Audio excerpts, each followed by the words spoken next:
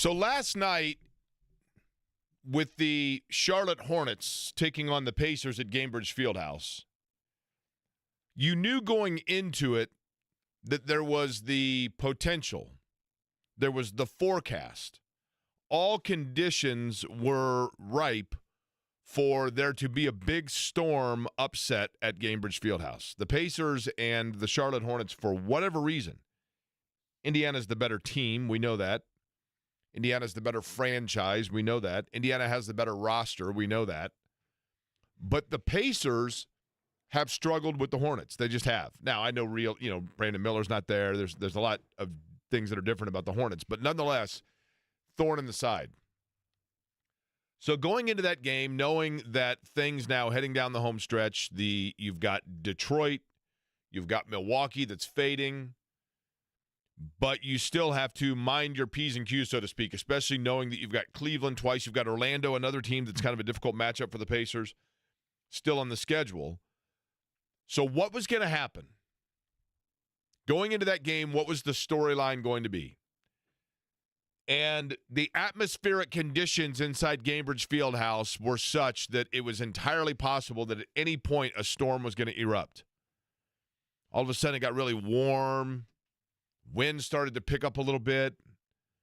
Seemed like the leaves were actually turning upright, which means that they're getting ready to protect themselves or quench water, whatever it is that leaves supposedly do, even though we don't have a lot of leaves yet. Everything seemed perfect for it.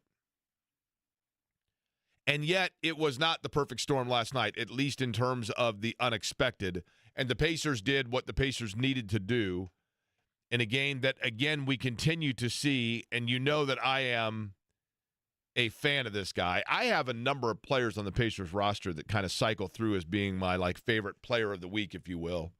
But Aaron Nesmith continues to play really well for them, make plays for them when they most need it, and everything now is, starting to round form here. They're 14 games over 500. Unless, now again, are they 7 games over 500? Because if they've played 76 games, 500 would be 38 and 38. They're 45 and 31. games over 500. I don't know. Do you go by the win or the loss column? 26 and 10 at home. Most importantly, they now have a magic number to clinch home court advantage at 4. And that's the key. They've got to go out, and if they get, 4 wins, for example, it doesn't matter what anybody else does. They took care of the basketball last night. Jarris Walker, again, Jarris Walker's starting to become a guy that when he squares up for 3, you feel pretty good about it. All of that happened, and the conditions were such that it looked like there could be an upset, but there was not. Then, and thank you to the Pacers for this fact, and I feel terrible.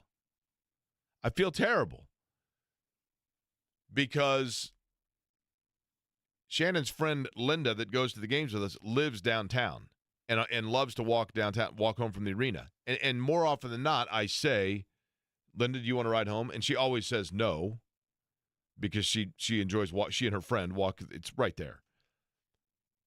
But last night, my buddy Steve and I, Steve Hurwitz, that went to the game with me last night, we left with 4 minutes to go in the game to, just avoid traffic. We didn't know what the weather was going to be. There had been word that potentially the weather was going to get nasty like around 8 o'clock.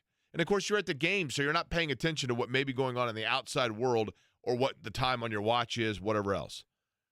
So we left a couple of minutes early, and I feel terrible because I didn't say to Linda, do you want to ride, because we left early. But nonetheless, we drive home, and I got 2 blocks from my place, and I kid you not, the entire sky went green, and then everything went dark. So clearly like a transformer blew somewhere. I don't know if it was lightning or whatever. And then it happened. The rains, it was, I don't have to tell people. Everybody here lives in the same city as I. It was unbelievable. Unbelievable. And I'm going to offer not an olive branch, because that actually is on the ground because it got blown over last night, but a bit of a mea culpa here, or actually just simply praise and thank you. No one in this town is more cynical when it comes to the snowmageddon, deathpocalypse, meteorological orgies in the wintertime than I. The whole like, oh my gosh, we're going to have 9 feet of snow and, don't go and get your French toast goods now, and then nothing ever happens. Nobody mocks that more than myself. Or for that matter, even when it does happen, as I always say, do we really live in a world in 2025 where a snowstorm is going to keep you in your house for 10 days? Let's be real. I am the world's biggest cynic and smart aleck about it. Having said that, it is amazing to me, and I don't think that we give this technology, these people, enough credit. It is amazing to me. Eddie, yesterday was what, Wednesday? I believe so, yes. I think I started hearing on Monday afternoon about the possibility of severe weather on Wednesday evening beginning around 8 p.m. 2 days in advance, you knew that weather was going to be very dangerous at 8 o'clock on Wednesday night. Okay, so they missed it by 45 minutes. So the storms hit, and I mean, it was unreal. And I live in a building that's over 100 years old. And I walk in, and I live on the lowest level. So I walk in, and I hear all this commotion, and we still had power. We were like the only place on my block that had power on Washington Boulevard. But I walk in, and all of the other people from the building are gathered in the laundry area, the lower level of the building, which happens to be, shock here, I realize, the level that I live on. So then I felt obligated to go and get snacks and beverages for everybody, even though we were like one floor below where they live. And so everybody's playing Connect 4, and it was actually kind of fun. All the neighbors are hanging out, riding out the storm, so to speak. But because I live lower down and have, whatever, like a basement type room, I went in then and I turned on the television. And I want to say right now, and I'm probably going to forget some names, regardless of whichever one you watched, whether it was Angela Buckman, Sean Ash, Lindsay Monroe, they had Chuck Lofton out doing reporting, Brian Wilkes at Fox 59, who is as good and as passionate about weather as anybody, Chris Wright at CBS 4, who is a pro's pro, and they do an unbelievable job of talking about every in particular neighborhood and the safety aspect of it. Todd Clausen at WRTV. I mean, on and on and on. The weather people in this town last night. When you do broadcasting for a living, what we do is easy. Calling the Indy 500 is easy. Talking about sports on the radio is easy.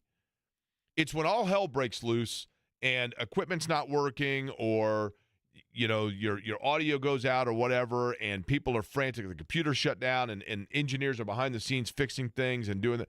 And your job is to make sure that nobody knows that all hell's breaking loose. That's where you earn your money. The meteorologists of this town, the television weather people, for as much as we make fun of the snowflake storms and predictions in the wintertime or whatever else, to be able to, in days in advance, warn people about atmospheric conditions that may be 48 hours away, and then during the storm itself, be able to advise people on a minute-by-minute as it's changing basis of what's happening in their area, what may be happening, where a storm is seen, where you need to take cover, when you need to take cover, what time it may be coming through your neighborhood, where it is now, when you are safe, etc. Those people that I just mentioned, and I know there are others that I probably left out, and I apologize, but certainly in our weather station as well, here at WIBC, on the radio as well, but to be able to show people live on television radars and those kinds of things, and to be able to communicate for people to be safe, absolute kudos to all of them. They deserve total credit, and the ability to forecast that ahead of time. Who knows how many people they saved last night, honestly. And I know that sounds hyperbolic, But you had like a building collapse, and you had people having to be rescued, and people knowing that that State Road 46 was underwater. Don't be a hero. Turn around. All of those things. All of those things. I can't say enough about it. I just thought. I thought they were all heroes last night. And kudos and hats off to all of them. And if you have not done so yet, if you're on the X Post Twitter, for example, any of those people that you follow, whether it be Lindsay Monroe, who's a friend of this station, obviously Angela Buckman, Sean Ash, Todd Clausen, Chris Wright, Brian Wilkes, etc., any of them that you are aware of, send them a note and say, you know what, tip of the cap, great job, and thank you. Because that's not an easy thing to do, and they make it look easy, and they keep us all safe. So thank you to all of them. Game last night was certainly fun. Eddie, it kind of felt, you tell me, but it felt like even though you had this, as I mentioned, this hesitation about it being Charlotte and just the uncertainty of that particular matchup and the way that it's, obviously Charlotte's had their number. Once they got out to, like, say, a 10-point lead, then it just kind of felt like, okay, now do you get some guys rest? They never actually necessarily did that. But I'm not going to say it was ho-hum. You take any win as a win. But it didn't necessarily blow you away because they went out and they did what they needed to do.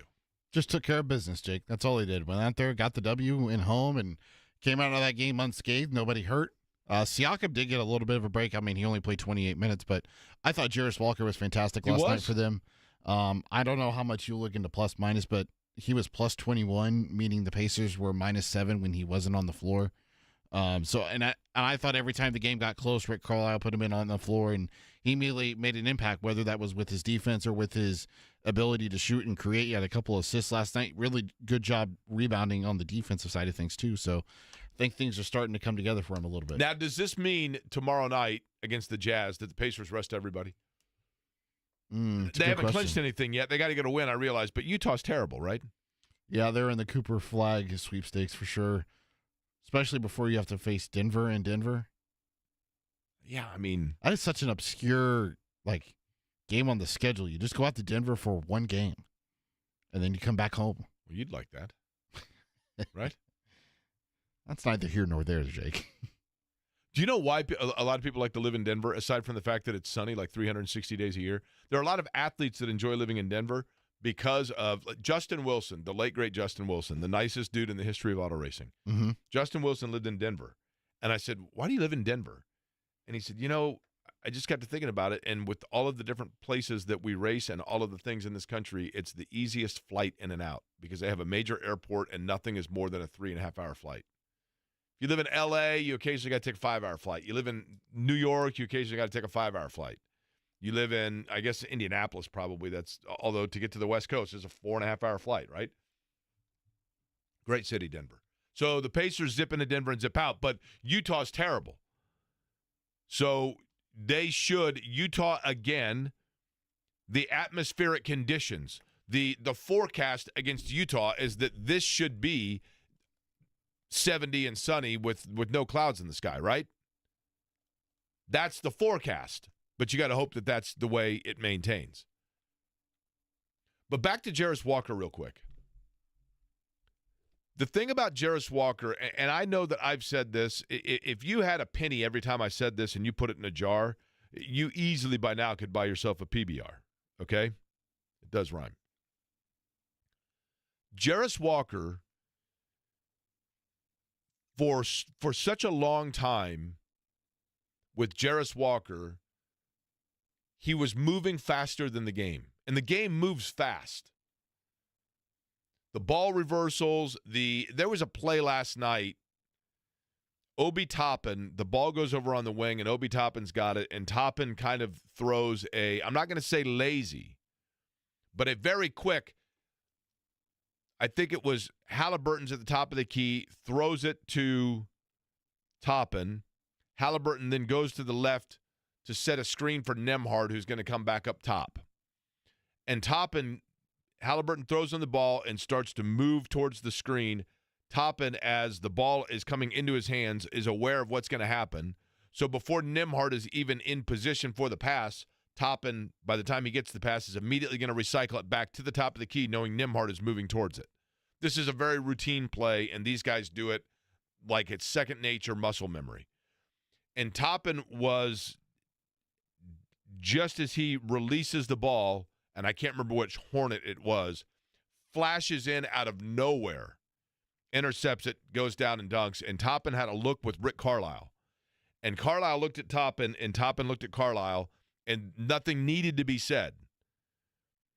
And it wasn't one of those, hey, that was a lazy pass plays or looks. It was more a look of, you know what? Sometimes blank happens. Forrest Gump said it, right?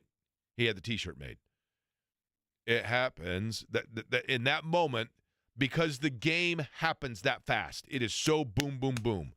And with Jarris Walker, for the better part, and probably for a longer period of time than most players in the NBA, for Jarris Walker, his body was moving that fast, boom, boom, boom, faster than the ball, because I think that he was getting into that, and it took his body a while for everything to slow down. The best way I can say it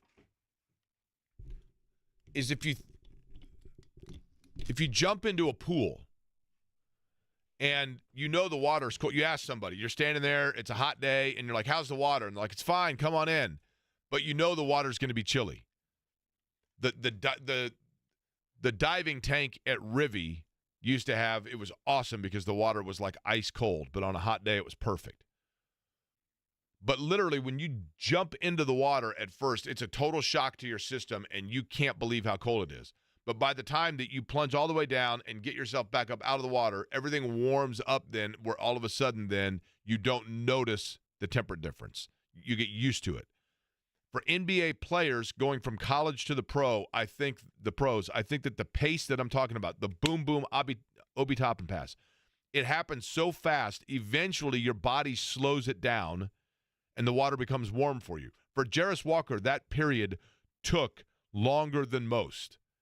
And so he was still playing as if the water was freezing cold, and he was hesitant on how to jump in. It's only been, Eddie, to me, and you tell me if you disagree, but it seems to me that it's only been in the last 6 to 8 weeks where now his body is used to the temperature of the game. And he is no longer – previously, he was trying to operate too quickly to keep up with the pace instead of letting the pace come to him and letting his body adjust to it. He now is able seemingly to put himself in position by just kind of letting things slow down a little bit. Early in the season, when we were talking about, the Pacers and whatnot and just the rotation, I kept harping on the fact that, Walker was getting 8 to 10 minutes a game and Ben Shepherd was getting 8 to 10 minutes a game, but neither one of them were playing in both halves. It was one of them was getting 8 to 10 first half minutes and the other was getting the 8 to 10 second half minutes. So it makes it really, really challenging for a player, especially when you're 21 years old like Jarris Walker is, to figure out where you belong in the NBA, figure out what your role is, figure out how you want to play in that kind of deal. And so over the course of the season, that's kind of developed for him, and it's kind of slowed the game down a little bit because he's been getting a lot more minutes. And, the last month or so, Ben Shepherd has really struggled shooting the basketball. He has. So it's allowed Rick Carlisle, or it's allowed Jarris Walker the opportunity to play, and he's been taking advantage of that. I thought it really started with those 8 minutes against the Lakers just a couple of weeks ago. Maybe it was even last week, where he only plays 8 minutes, but those 8 minutes were big for him. Like, he has 2 stops defensively. I mean, with another one, and then 7 minutes and 57 seconds were flawless. Right? Okay, you can be like that or not, but no, I know the block out at the end is what people. But I still don't blame him for that because, like, no, I agree. I mean, he was caught. He was never in position to block out LeBron in the first place, and he was flashing over. That was a difficult situation. That's why the Lakers are so tough when you have LeBron and Luka Doncic, because you don't know. You're picking your poison there, right? But to me, with Jarris Walker, the sign, and maybe this is me overthinking it, but the sign that the game has slowed down for Jarris Walker is this. It used to be that when the ball would rotate over to him and he had an open look three, he was literally stopping, taking a breath, squaring his feet, squaring his elbow, letting it go. Yeah. And he was overshooting it. When he was missing, he was either overthinking it. He was overthinking it, but overshooting it. In other words, he didn't have touch. He was overzealous. His body was still moving at the faster pace that he anticipated because it hadn't adjusted yet. And so as a result of that, he was putting, for a 24-foot shot, he was putting 24 feet and 9 inches of effort into it. And now if you look at his three-point shot, I know this is very simplistic and almost embarrassingly nuanced to point out, but his shot now when he shoots from the outside, it goes through with a finesse. Mm-hmm. His three-pointers now barely move the net because he has allowed himself now, you can tell, that the touch with which he is shooting the basketball is indicative of the fact that his neurologically and physically speaking is slowing himself down naturally, not having to think and talk himself through it, but naturally. And it has become a really nice piece for the Pacers because it gives them depth. And in addition, it gives them depth at the position they most need it because he, physically speaking, Jarris Walker, has the body type and the skill set to be a very good wing or even interior defender. But what was coming for that, or what was the harm in that, was you were losing a little bit offensively when he was out there. Now you're not. Now you have a guy that indeed people, what are you doing over there? Everything okay? All of a sudden, Eddie jumped up and has now got out a racket set here. What's going on? We're good over here. The Black & Decker toolbox just came out. Everything okay? Yeah, we're fine. We're fine. Okay. We're groovy. But either way, he's been groovy now, and I thought it was very good last night. A lot to get to today. College basketball transfer portal. I have mixed emotions on this. And last night at 3:28 in the morning, I had a brain drop where I realized that I am conflicted when it comes to the transfer portal because I think that we're too critical in something in an area where perhaps we kind of need to, as Ice Cube said, check ourselves. Also, I want to let you know this. We have a new temporary phone number for the fan. I'm going to hold it up for the folks in the YouTube audience. It is 317-972-3005. That's 317-972-3005. Okay? Remember this. My birthday, I was born in September of 72, right? 972. I was born in September of 72. 972. Jake, when's your birthday? September 3rd, so the next number's a 3. 972 and then the number 3. And then 005. Not 007, but close. 005. 317-972-3005 is now our telephone number. We're going to get to our conversation with the IHSAA, one of the leaders from Shenandoah High School. We'll do that in just a minute. And then when I think back to when I was in high school and then when I went into college, why is it actually a house full of glass? Not the basement where I was safe last night, but a house full of glass and a stone in my hand when it comes to talking about the transfer portal, and probably true for most of you as well. I'll explain in 5. Indiana Donor Network and Donate Life Indiana.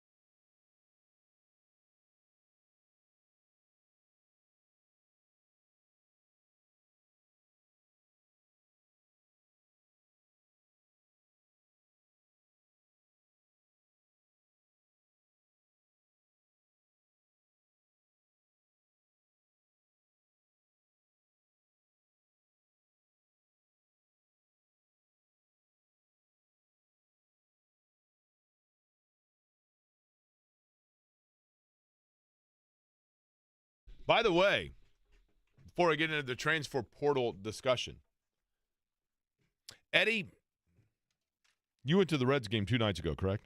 Yes, unfortunately, I did. What would you say was the attendance at said game? Ooh. I'm really bad with guessing attendance numbers, if I'm being honest with you. 7,000? 8,000? Maybe. The St. Louis Cardinals, the best fans in baseball, right? Isn't that right? Yeah. Their first homestand of the season. And to be fair, I don't know what the weather's been like in St. Louis. For the first time in their first homestand of the season, the St. Louis Cardinals have reached a record low for attendance. They had fewer than 20,000 tickets sold for their homestand in St. Louis for the first homestand of the season. And they got off to a good start, if I'm not mistaken. I truly believe this, and we can talk more about this, over the course of the summer, but I really do believe this. I understand why teams do it, but putting their broadcast product on the regional networks that then oftentimes are blacked out in certain areas, I think is really hurting these franchises. St. Louis is a prime example. The St. Louis Cardinals are a massive product because KMOX, when it was, and it still is, a 50,000-watt blowtorch, but KMOX forever, on summer nights, people would listen to it all the way down into Arkansas and through southern Illinois and, all across Missouri, obviously, goes without saying. And that obviously now has transferred as well into television. I mean, back then you didn't have TV everywhere to be able to watch every game.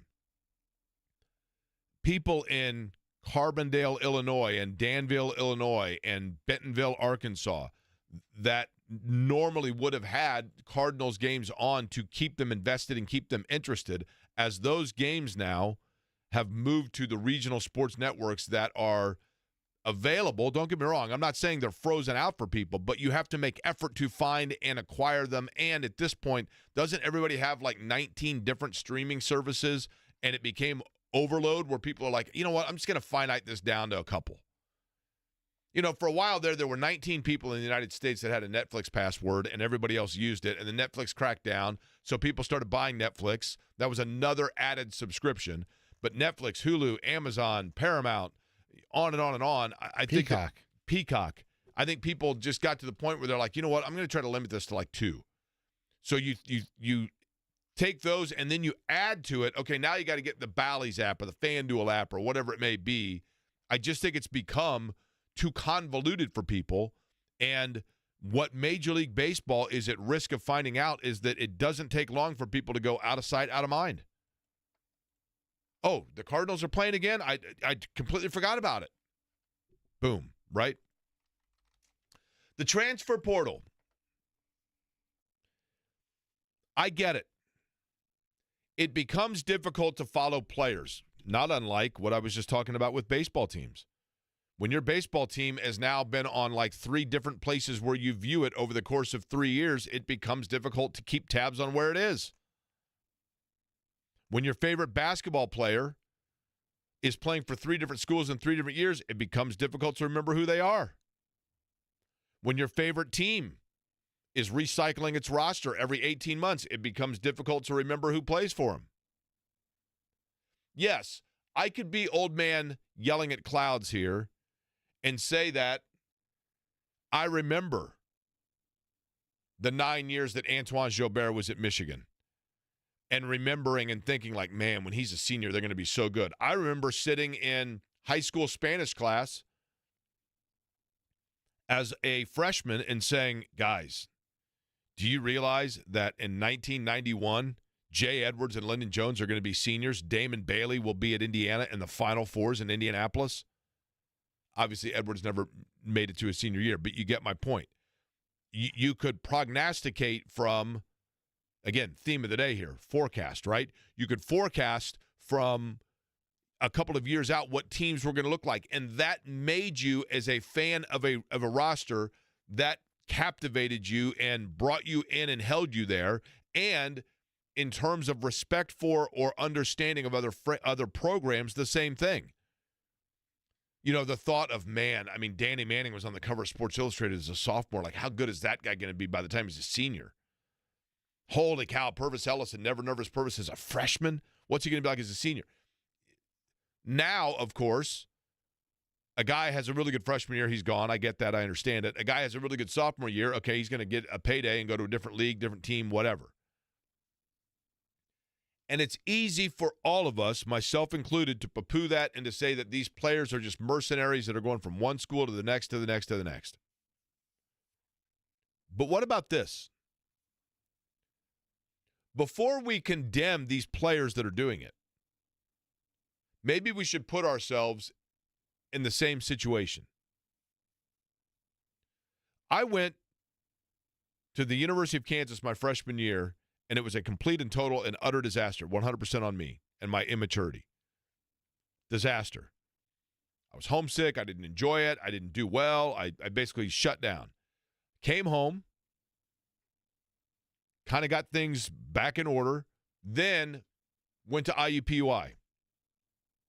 And by the way, I thought of the schools that I attended, the education and the atmosphere at IUPUI was the best of all of them, because you had people there that took it seriously and knew that for many of them this was their second or their last opportunity, or they were paying their own money to go to school there. I thought it was wonderful. But I did a semester at IUPUI and then did a transfer to IU Bloomington. So for me, at that time, at the age of 19, I'm sure my parents, when my mom was at the grocery store, oh, how's Jake doing? He's good. So is he still, how's Kansas? Well, he's not at Kansas anymore. He actually transferred to Indiana. Oh, in Bloomington? Well, yes, but he went to IUPUI in the interim. I had to do those things because that was part of my journey of figuring things out. When a normal student, I'm using air quotes, when a normal student transfers from one school to the next, they're homesick. The major that they were taking, those classes weren't available anymore. The program changed. The tuition went up. A close friend at home got ill. Whatever it might be. When a normal non-athletic scholarship student does that, no one thinks twice about it. Oh, well, good for little Johnny. That's excellent. He was a student. He was out there in University of Colorado and then decided that he actually just felt more comfortable at UMass in Massachusetts. So he actually transferred this year. Good for Johnny. So why do we condemn it and poo-poo it so much when it's student athletes? It's because we have the perception that the student athlete is, and I'm using student loosely, I realize, but we have the idea that the athlete is only doing it for athletic purposes. And that's true. But you know what? What is college about? The definition of college is about learning how to live on your own and understand and get acclimated to the real world. You're in high school, you go all day, 8 hours a day, and you go home. First thing you do when you get home is you go straight to the bathroom, right? Because you ain't going to go to the bathroom in high school. You get to college, you're on campus all day, you got to learn how to use public restrooms, brother. You're in high school, you don't even know what a social security number is. You go to college, you got to know your SOCH because it's part of your student ID, and don't tell anybody what it is because people can do like, really? Okay, you're learning about the way the real world works. Some people you can trust, some people you can't, whatever else. So much of college is above and beyond the book smarts of it. It's about acclimating and setting yourself up for the best situation. If you go to Indiana University, Kelley School of Business, and in your sophomore year, the top Wall Street firm in the world reaches out to you and says, we really want you to come work for us, but you've got to leave school and transfer to Georgetown because we want you in our Washington, D.C. office, and we'll pay for you to finish your education there if you want, but you got to take it at George Washington or Georgetown. Everybody would say that's the best thing they've ever heard because you are putting yourself in position for a professional career, which is what the definition of college is. And yes, not every player in the portal is going to go to the NBA. I totally understand that. Totally understand that. But if it is putting them in position to play in Europe or whatever it may be, to continue their athletic career based on the best situation to showcase themselves in college, then what they are doing is no different than a regular student. We just resent it because they get financial reward for doing it, and we as students did not. But it still is kind of a hassle trying to figure out where players are in following teams. I totally understand that. Have you seen this with AJ Storr?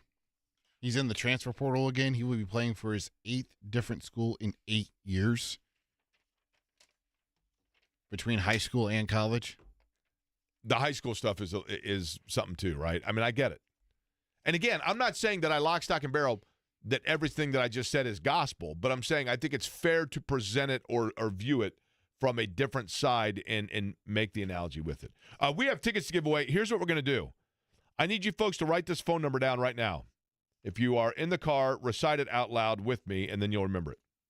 317 is a given. Do we need to say the 317? People know it's 317. Okay, 972-3005. That's 972-3005. 972-3 2 zeros and a 5. Pretty easy, right? 3005, yeah. Correct. Now, we have tickets to give away today, correct, Eddie? We have tons of tickets to give away. Give me a rundown of the next thing that we're giving tickets out for. I'll let you pick, but we have to give away 2 4-packs of tickets to the NIT championship that is tonight between Chattanooga and UC Irvine. Love it. Let's go with that. Okay. Let's go with that because since that is the most immediate, we need to get those out now. So we have how many to give away? 8 tickets in total, but it's separated into 2 4-packs. Okay. If you would like to go tonight, and what an awesome opportunity to go to Hinkle to watch between UC Irvine, who's like they've won 32 games this year. Chattanooga, Terrell Owens played basketball there. If you want to go to that game, what better thing to do? Hinkle alone is awesome, right? 9 o'clock tip tonight. You got time to get there. Maybe go right next door to Chatham Tap, get yourself something to eat, go over to Hinkle, watch awesome basketball with 2 schools that feel snubbed about the NCAA tournament that have put it together. Last year, the NIT finals between Seton Hall and Indiana State was unbelievable. It was awesome. They have a huge celebration, confetti afterwards. If you want to be there to witness all of that and the greatest college arena that you could ask for at Hinkle Fieldhouse, then we have tickets to give away. We're going to do it with a little get to know your listener and a trivia question related to the show at 317-972-3005, and we do it next.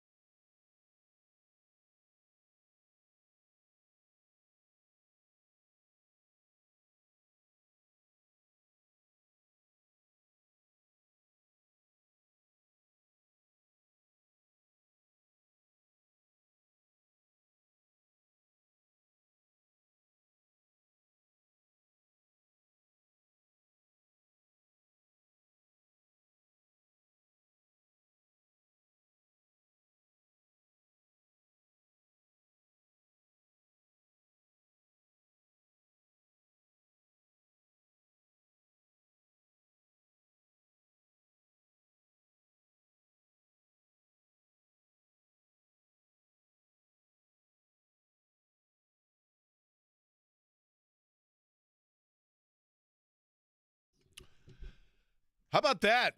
I want to commend all of you for writing down 972-3005.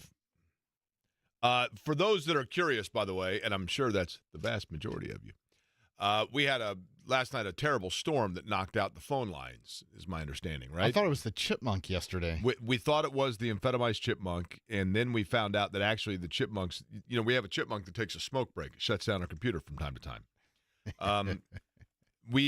And I feel terrible about it that I was coming down on the chipmunks for it. It was actually a storm-related issue, and my understanding is, because we have the best engineering staff that you're going to find, and I think most people know this by now, we're cross-pollinating here because we have – you want to talk radio giant. I mean, we're like when the UFL and the XFL and the Arena League and the NFL all get into one big hopper, right? You want to talk about superstations. We here at Radio 1, because we have combined companies in the last couple of years, it is truly impressive and amazing to watch the teams come together for the engineers, but there's a lot of maneuvering and moving parts that comes with that, which includes redoing a lot of the stuff internally and the engineers at times. And again, we talked yesterday about the fact that the meteorologist in town kept us all safe by letting us know ahead of time what the weather was going to be. Each step of the way here, when these things have taken place, the engineers have said, hey, we've got to work on this day, this on that day. And truth be told, the phones are one of the things that they're transferring over, and therefore we have the temporary number at 972-3005. But we do like to blame things on the chipmunk. There is a good chance, Jake, we may have that 239-1070 number back by the end of the show.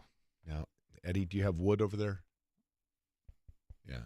That was Eddie's head, by the way, which is virtually the same.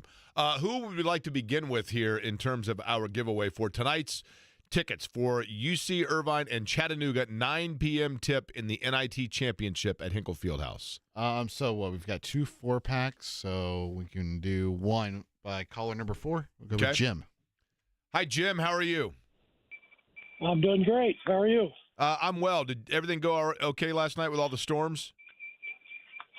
Actually, I'm in Tennessee. We didn't have any storms. Really? Now, wait. Now, Jim, hold on. And I love you're in Tennessee, but now if you win the tickets, how are you going to get to Hinkle by 9 o'clock? I've got 3 kids that live in Indianapolis. Love it. Okay, that is awesome. Where in Tennessee? What part of Tennessee? Near Knoxville. Is that where a lot of birds near Knoxville, correct?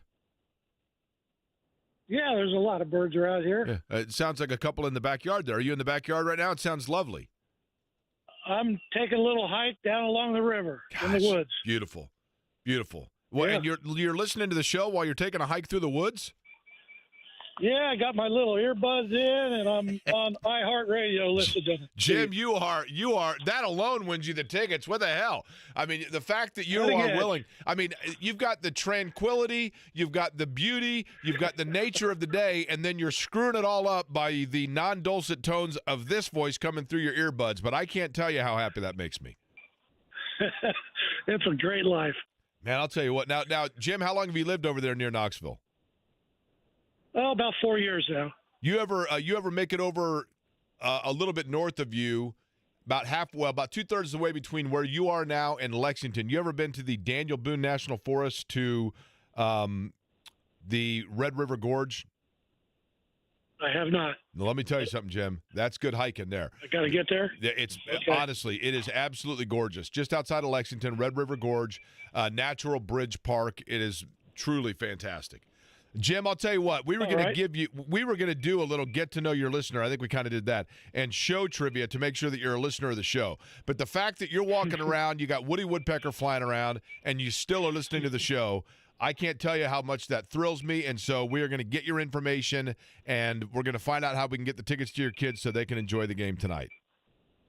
Great. I appreciate it. Very much appreciate it, Jim. And I have a feeling his kids will be rooting for Chattanooga because they're in Tennessee. All right, who's our other caller, Eddie? I'll let you pick, Jake. I will go with, how about Matt? I think Matt might have been the first to call in. Hi, Matt. How are you? Hey, this is Matt. Doing great. Matt, how old a fella are you? I am 43. 43-year-old Matt. Okay, my quick math tells me, Matt, that you must have been graduating from high school right around Y2K. Is that right? Exactly. Were you guys terrified at New Year's that you weren't going to have a graduation because the world was going to shut down? Oh, yeah, for sure. And then it was awesome. Okay. Now, Matt, so you live in the Indianapolis area, correct? I do. I live in Zionsville. Okay. Matt, did you go to Not where I'm Zionsville? originally from, though. No. Where are you from originally? I'd like for you to guess the mascot. Oh, excellent. Okay. Well, are you going to tell me the high school and I guess the mascot, or am I going to ask you the mascot and then you tell me the high school? I'll leave that up to you. Okay. You tell me the mascot and I'll tell you what high school. Indian. Oh boy. Did you graduate with more than 200 people in your graduating class? No. I get 3 yes/no questions, as you know, for hence. Is your high school one of historical significance within the state of Indiana? Yeah. Okay. Is the county of your high school also the name of a popular series of books of strange facts? Yeah, absolutely. I'm going to guess that you grew up in Ripley County and you were a Milan Indian. That is correct. Wow. Okay, so Matt, Eddie, you're impressed, aren't you? I am impressed. Wow. I'm very impressed. And the game is at Hinkle. Is that right? What's that? The game tonight's at Hinkle. The game is at Hinkle, so not only – no, here's the other question for you, Matt. You are going to be at the site of the world-famous Milan win over Muncie Central. Bobby Plump, of course, hit the shot that won that game. What was the final score? 32-30. Ah, Matt, yes. It's probably plastered on every room inside the Milan High School, right? Yeah, absolutely. Okay, Matt, I'll tell you what. Now, who are you going to root for tonight? Are you going to root for UC Irvine or are you going to root for Chattanooga? I'm rooting for Butler. No, I'll go that's a good question. Here's what I need you to do, Matt. Irvine. Here's what I need you okay. exactly, because we know this. We know that Jim's kids are going to be there rooting for Chattanooga, and that's cool. But we like everything to be fair and balanced on this show. So the other side of it, UC Irvine, the anteaters, Zwart is what they say, like the zap of an anteater. So you are going to be there rooting for the anteaters, and I actually have an anteater T-shirt, but I can't get it to you by then. But 9 o'clock tonight, Matt, you're going to be there, and I sincerely appreciate you listening to the program. How long have you been a listener of the show? Oh, probably, this one or the one with you and Derek? Both, I guess. Both. So really whenever you started. Okay. I've been listening for a long time. Love it. Well, it's greatly – you and my mom, that's 2 people, Matt, so we greatly appreciate it. Enjoy the game tonight, all right? Appreciate you calling in. All right, thanks, Jake. All right, that is Matt from Milan. How about – Eddie, what part of that most impressed you, by the way? The fact that you didn't pronounce it Milan.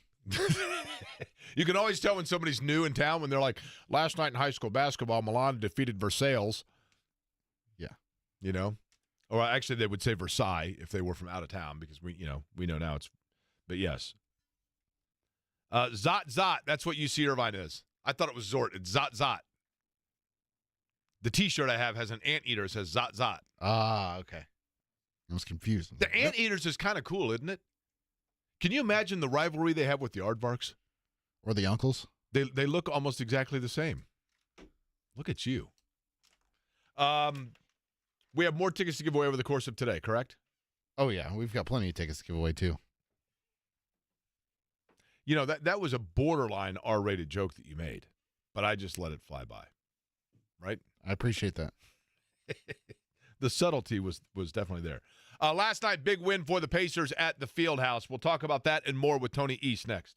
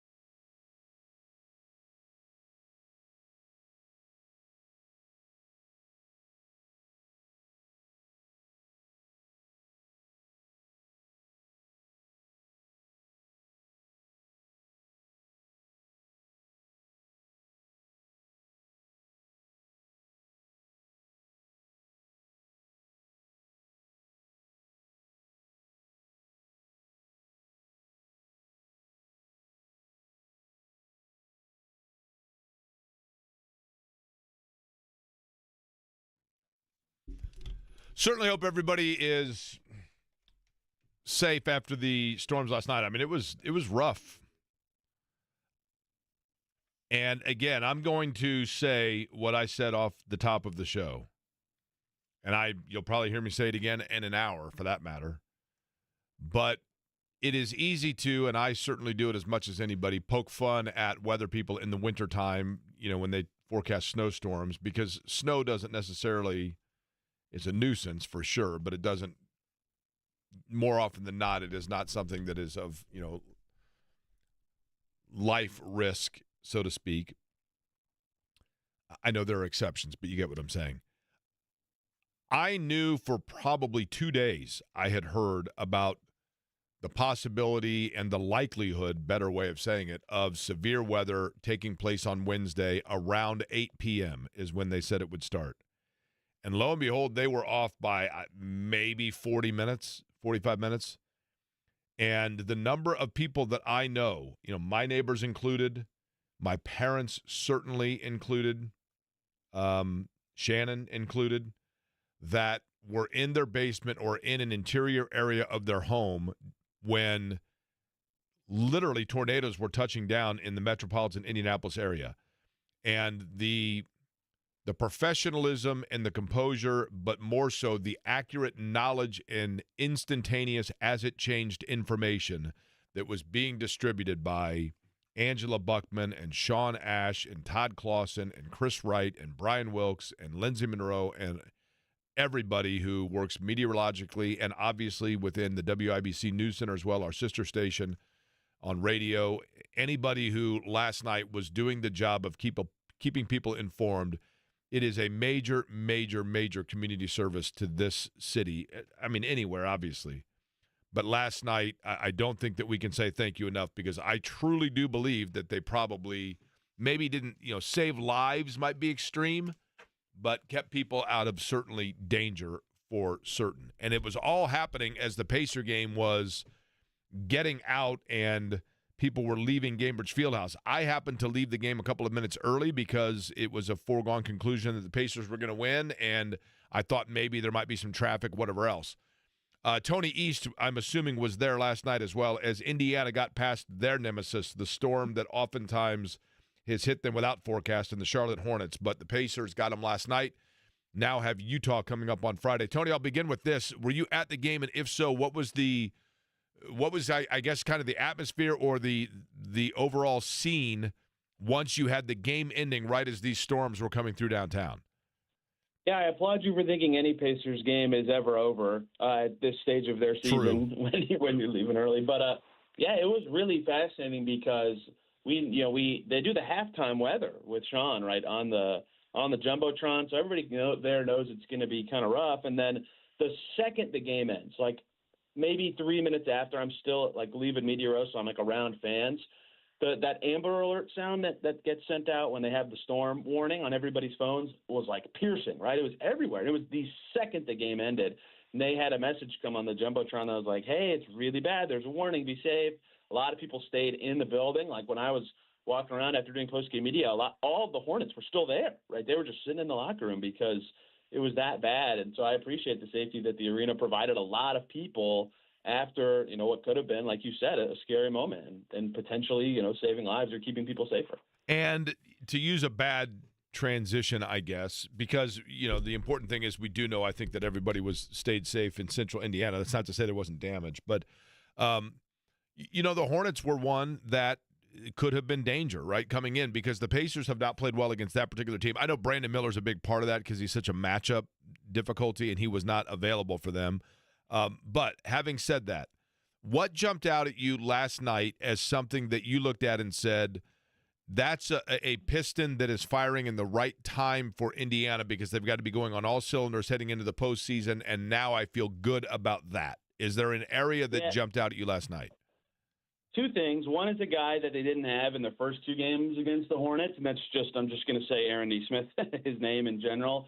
I don't know if you were gone before this, but he had a solo 11-point run for the Pacers in the fourth quarter that basically put the game away. And it kind of displayed everything he's doing so well that's made him so much better recently. 2 made threes. He's shooting well this season.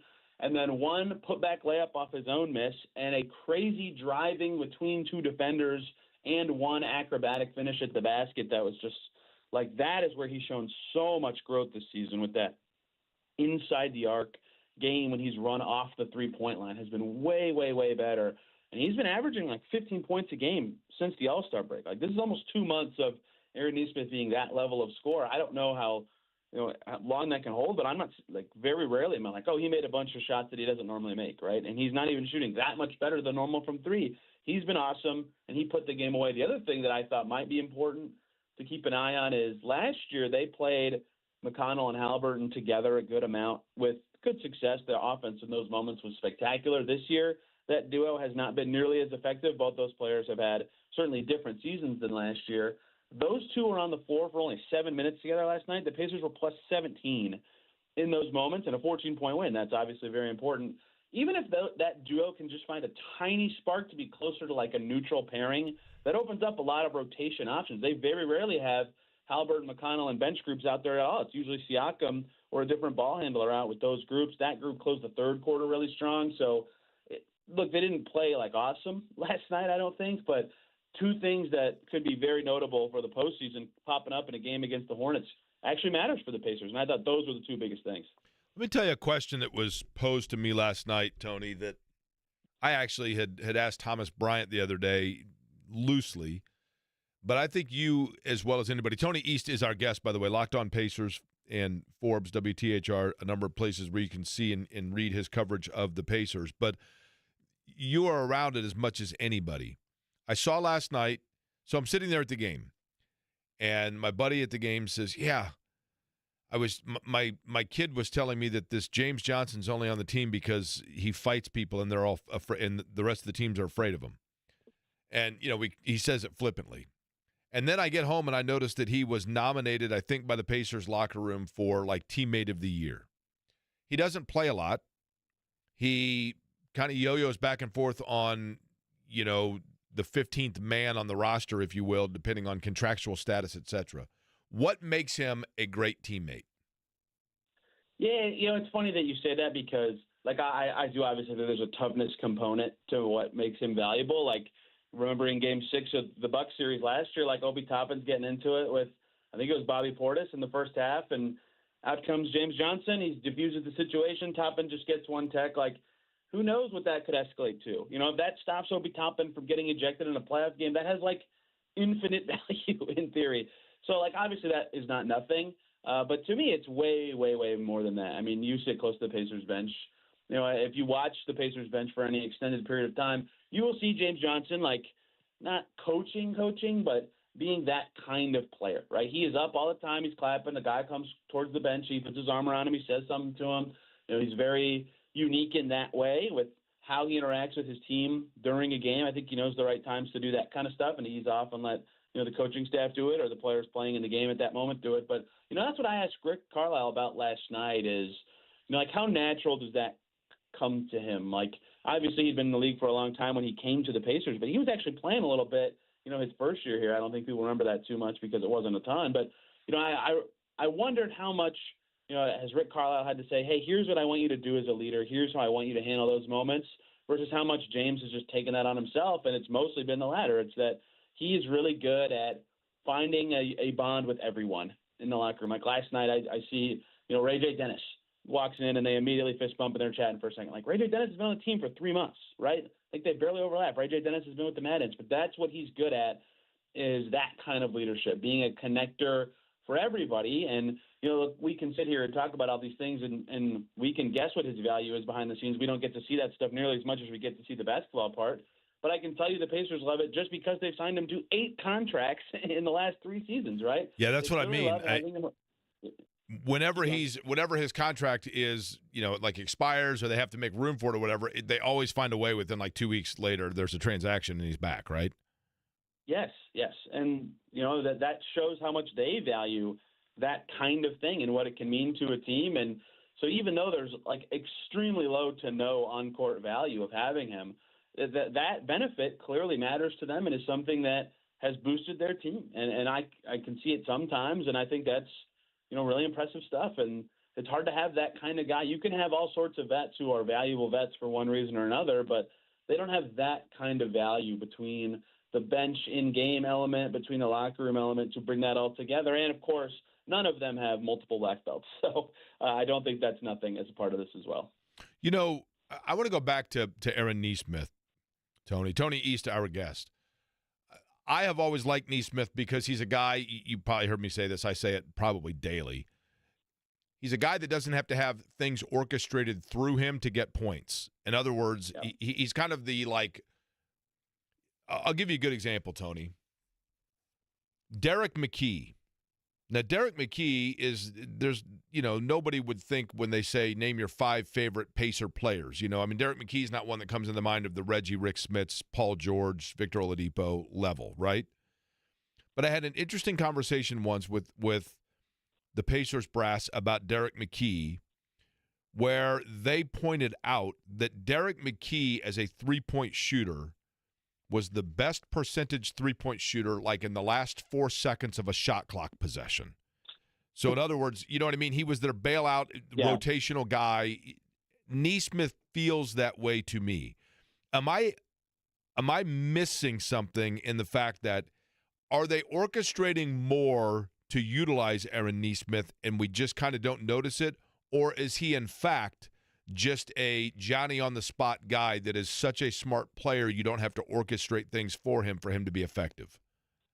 Yeah, I don't know that the Pacers really call a ton of plays for specific guys that much for, like, anyone on the team, right? Their offense is so flow and read and react and, like, concepts more than plays. It's not that they don't call plays. Every team has plays, but a lot of their baskets come from a fractured defense means this guy's open or this thing is open. And so as you get better in that sort of system, being able to read and react what is in front of you makes you better at scoring or being a more effective player. And Aaron Nesmith has become so much better at that. I mean, when he came to Indiana, there were questions about how good he could actually shoot. He was great in college, but was, like, okay at it with the Celtics and, very little off the dribble juice. Like, maybe he can defend. We'll see. But, like, every single year he gets better at the reads of the game. Like, when people talk about the game slowing down, Aaron Nesmith is the guy I think about because first your threes go in. So then people close out too harder. Then you have to figure out, okay, how do I get around that guy? And, like, the first couple of months of Aaron Nesmith dribbling around that guy, he would just, pass the ball or take some crazy layup. Oh, and then he realizes, if the big rotates slow or the defense doesn't come to me, I can score right here, right? And then that just keeps progressing and progressing. And so I think most of what he's gotten better at is in the flow of just their generic ball movement or, Tyrese Halliburton makes some magic and then Aaron Nesmith becomes the guy that's open. He knows, okay, if I have the space, I can shoot, but if not, if I shot fake and put it on the floor here, I have these things I can do to get this shot or I can hit this guy with this pass. And it just keeps getting better and better. He has a floater now that's like a real weapon from 10 feet and in, and it's been unstoppable for – since the break, and I don't know if it will keep up forever, but it's only like 6 or 7. That's still a pretty big percentage, but 6 or 7% above what he's typically done from 2-point range, albeit on much higher volume. So maybe it drops a little bit at some point, but he's so good at that kind of stuff. The fractured defense someone else creates, he can punish it, and so they don't have to call plays for him. They don't have to say, all right, we're doing this thing to get Aaron Nesmith a 3 from this spot. Like, his shots will come in a game. If he makes 3 threes in a game, he's going to get to 15 points right now because he's so effective inside the arc, and I don't think he's missed a fourth-quarter three-pointer in years, it feels like. So he just has figured out where his shots are going to come from in the night and how he can take advantage of his situation, and every game he does it. It's been so reliable for them, and Carlisle's calling him and Mathurin like a 1-2 punch now because they're both at that level of scoring at that 3 spot right now. Speaking of that, give me the status update on Mathurin. Yeah, Carlisle thinks likely he could be back by Sunday and possible Friday when they play Utah.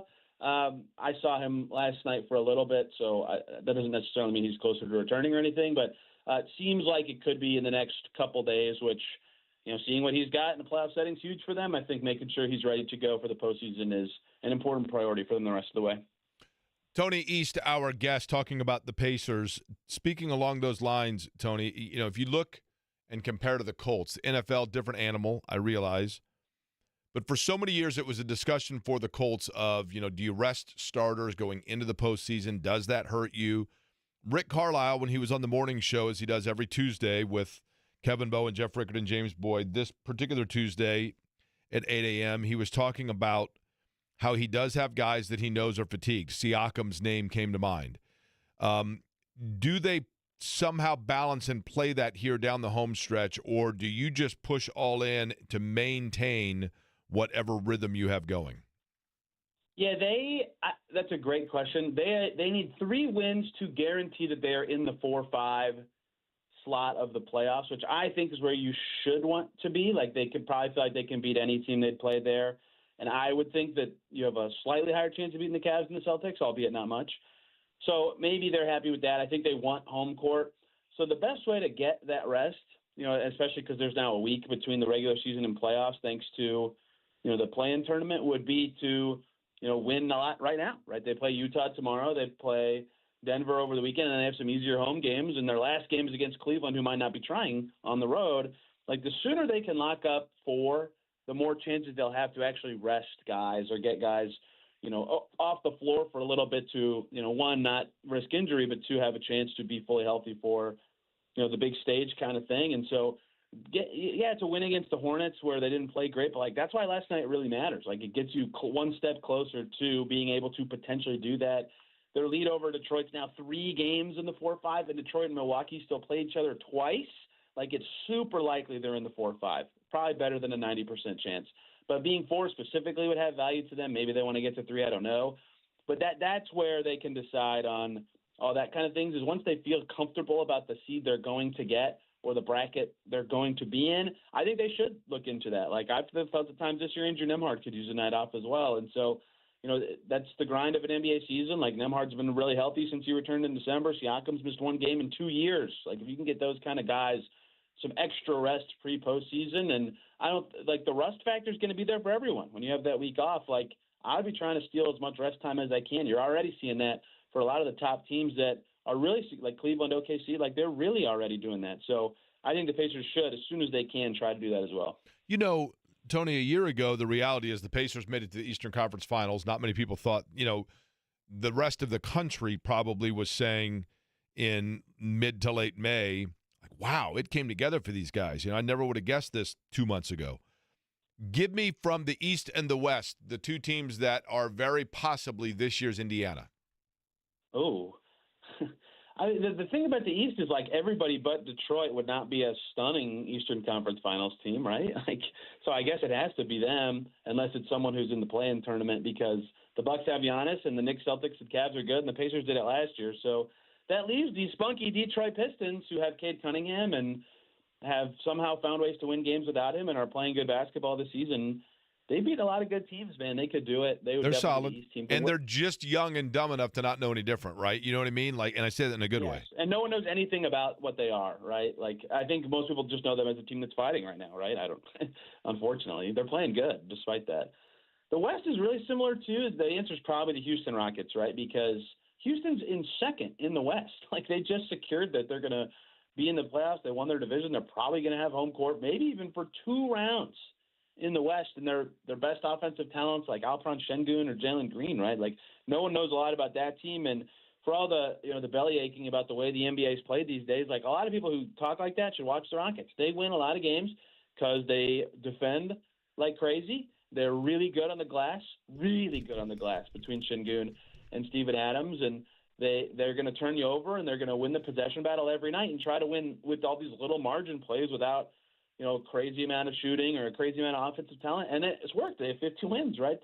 They're very close to securing the 2 seed in the West, which no one thinks of them as that level of talented team. Like, every other team 1 through 6 in the West that either made the conference finals last year or has, a premier talent that everybody knows about, except for Houston, right? So that Houston-Detroit finals is going to hit like a brick now, and I'm going to look really smart, right? Let me tell you. What would the ratings be if it's a Houston-Detroit finals? Are they even going to put it on TV? That's right. They're going to actually set it aside and preempt it for a very special episode of Punky Brewster, right? Also, while we're talking about time slots, everyone be prepared if Pacers-Pistons is, in fact, the first-round series for a lot of early weekend games. Some very early time weekend games. Think so? Yeah, probably. Just the way the players are shaking out, there's a lot of big markets involved. Like I don't think there would be a series that would be lower on the totem pole than that. Yeah, because Oak City, for example, is not a major market, but they have major. They're the best team in the league, right? Right. And and the same in the East. They might play LA. They might play an LA team. They might play Golden State. Like the West is so tight right now, 5 through 8. By the way, do you know this when we talk about teams that could make a late push? San Antonio. Now they're eliminated now. San Antonio's 12 games under 500. Do you know why San Antonio is the team that will not make a push and become the surprise of the playoffs? Besides that Wembanyama's out? No. See, that's the thing. That's the given answer, right, Tony? That's the obvious answer. The real reason is waited too long to acquire Bismack Biyombo. Bismack Biyombo, as you know, is my favorite player in NBA history. Do you know why, Tony? Bismack Biyombo is my favorite player in NBA history? Besides that, he's one of the nicest people alive. I am actually very curious what the answer to this is. Because his name is Bismack Biyombo. That's why. It is the most fun name to say in the NBA. Did you know that he is not solely, but he is extremely responsible for Oscar Tshiebwe getting into basketball? Is he really? Oscar, was it? I don't know how these terms are going to be correct, but he, for lack of a better term, discovered him at a basketball camp in Africa. And Oscar Tshiebwe loves soccer, and he's like, no, you should do basketball. Now he's in the NBA.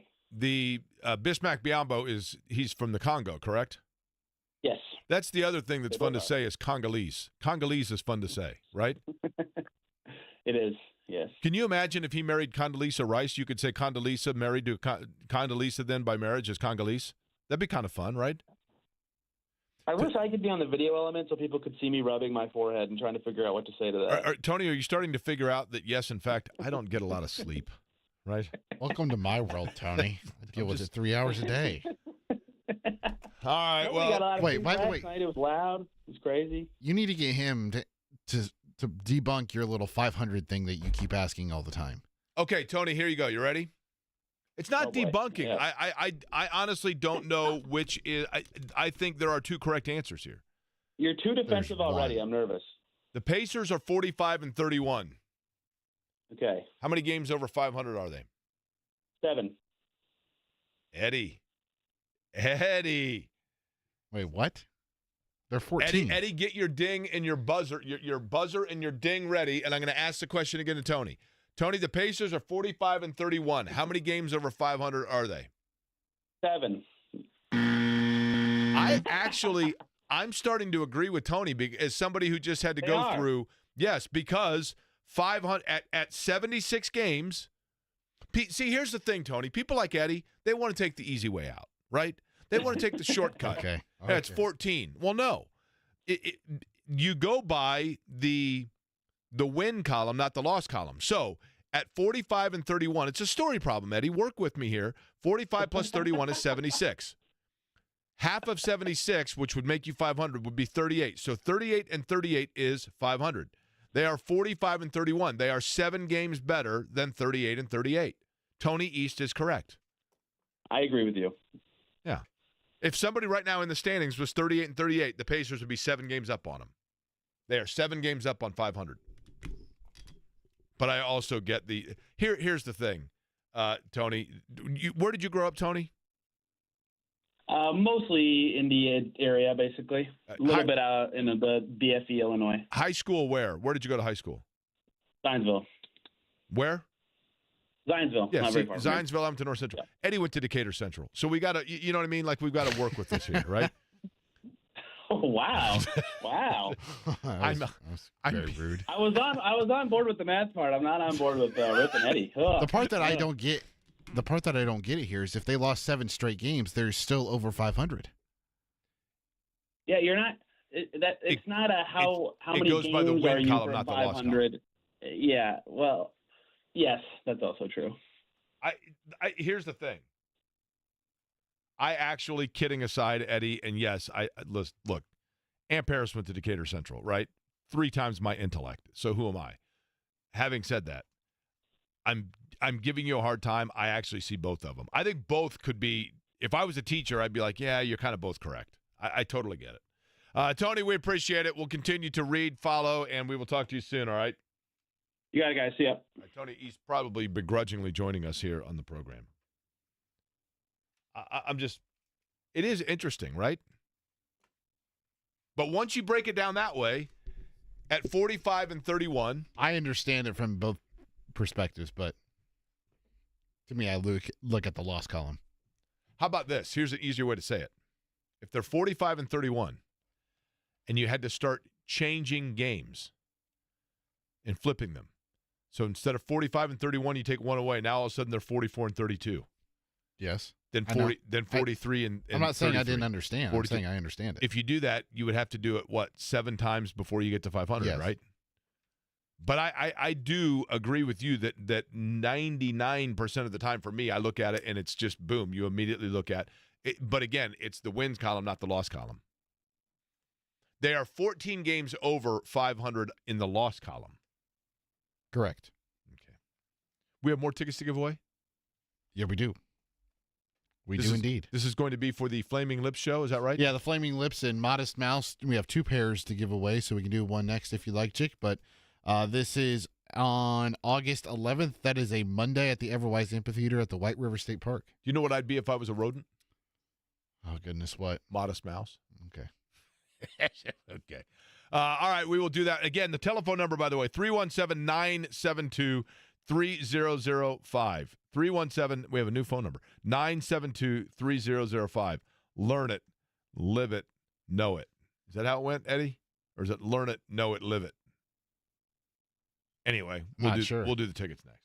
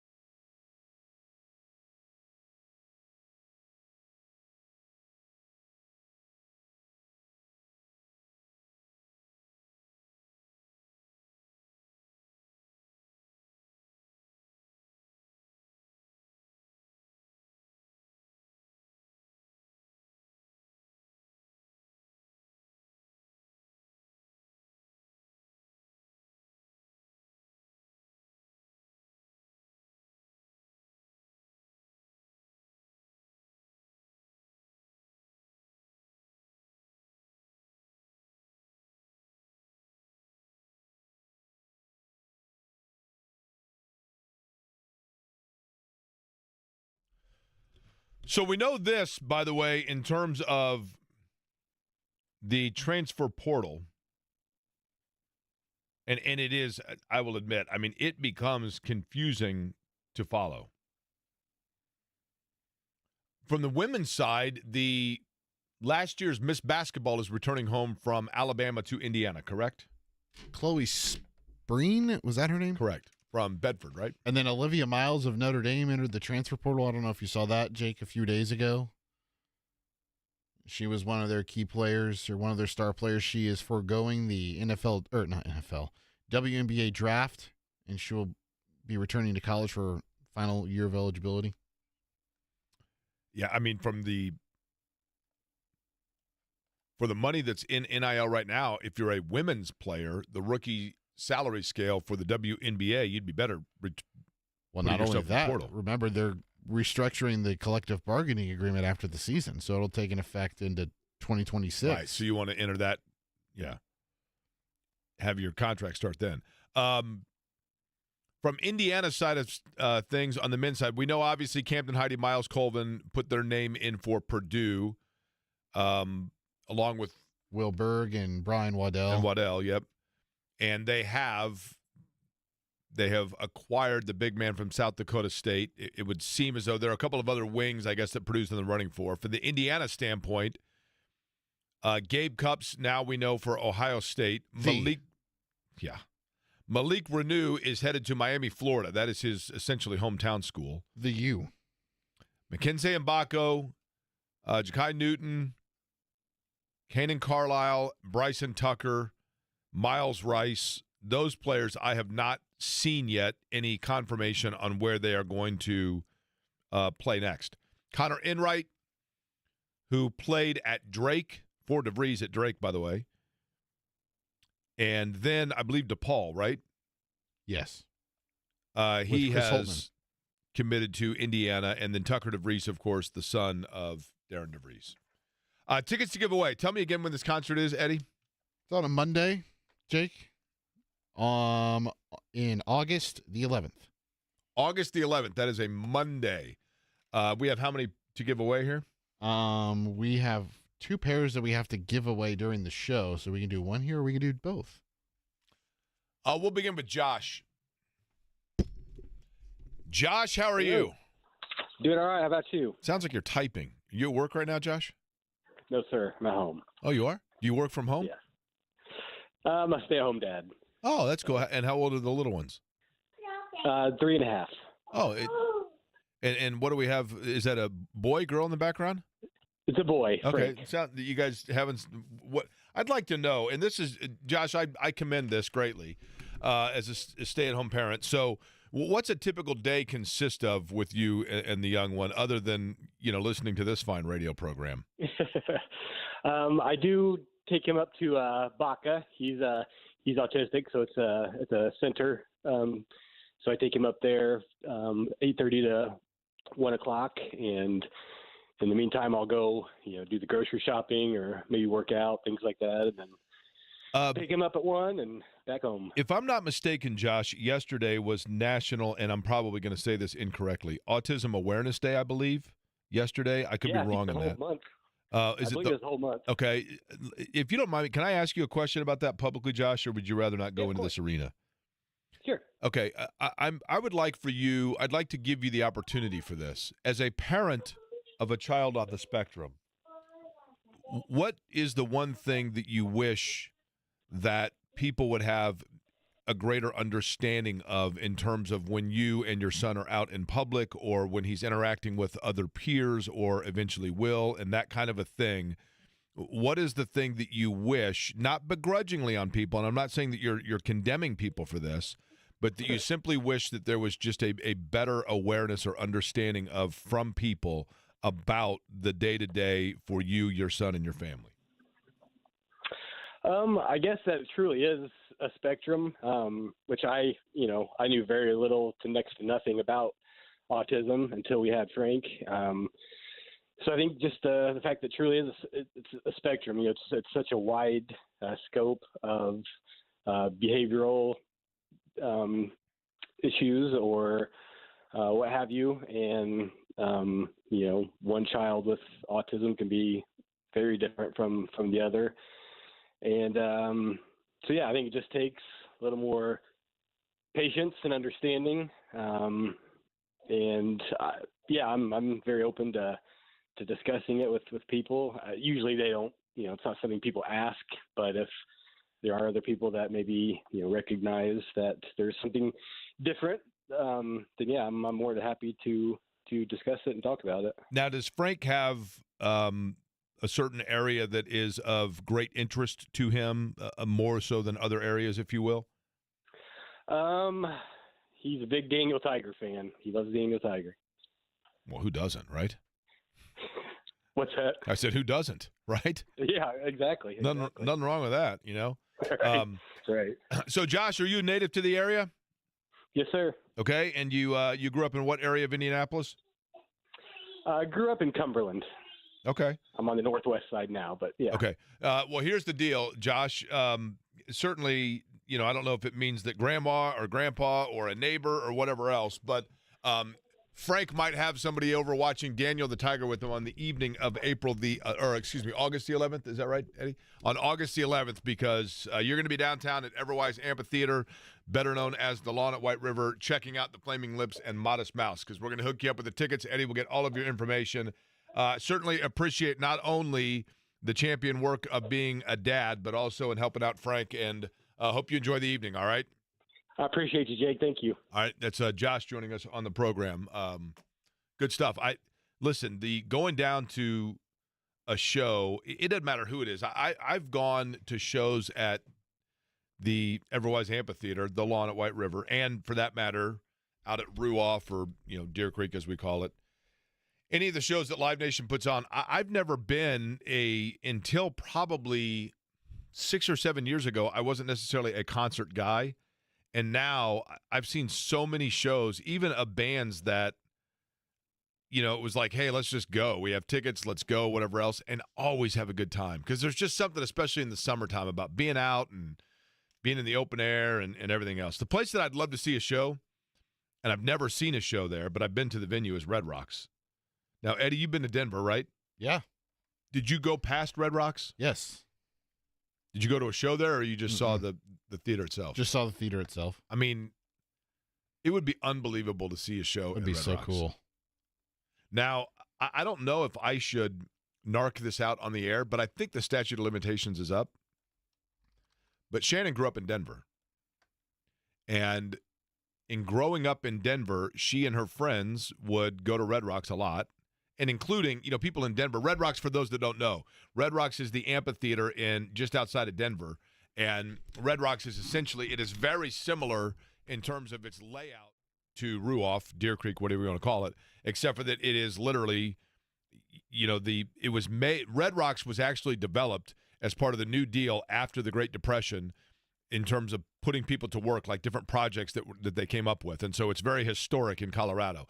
But the sound of it, number one, because of the thin air there, I would imagine, the lack of humidity, but the way the rocks are set up, they're kind of like coral rocks, that's for lack of a better phrase, that are around it, and that allows for the acoustics to be unbelievable there. So I've not been to a show there, but it is widely regarded and heralded for that. But at Red Rocks, there are 3 massive boulders at the entrance of Red Rocks. Those are the Red Rocks, by the way. And, you can't get within 50 feet of them, right? Rebel Shannon in high school actually climbed the rocks and has a picture of her on the top of the top rock, which is pretty cool, right? That is actually pretty cool. And I think then that at that time, though, to be honest with you, it may have been it was not illegal. It's awesome. Totally awesome. All right, Hamilton. Yeah. Right?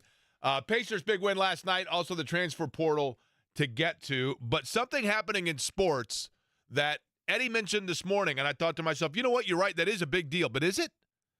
I can't figure out whether or not what we are about to see in the world of sports, if it's a huge deal or okay deal. And there's 2 sides to look at it, but it is pretty cool. We'll explain next.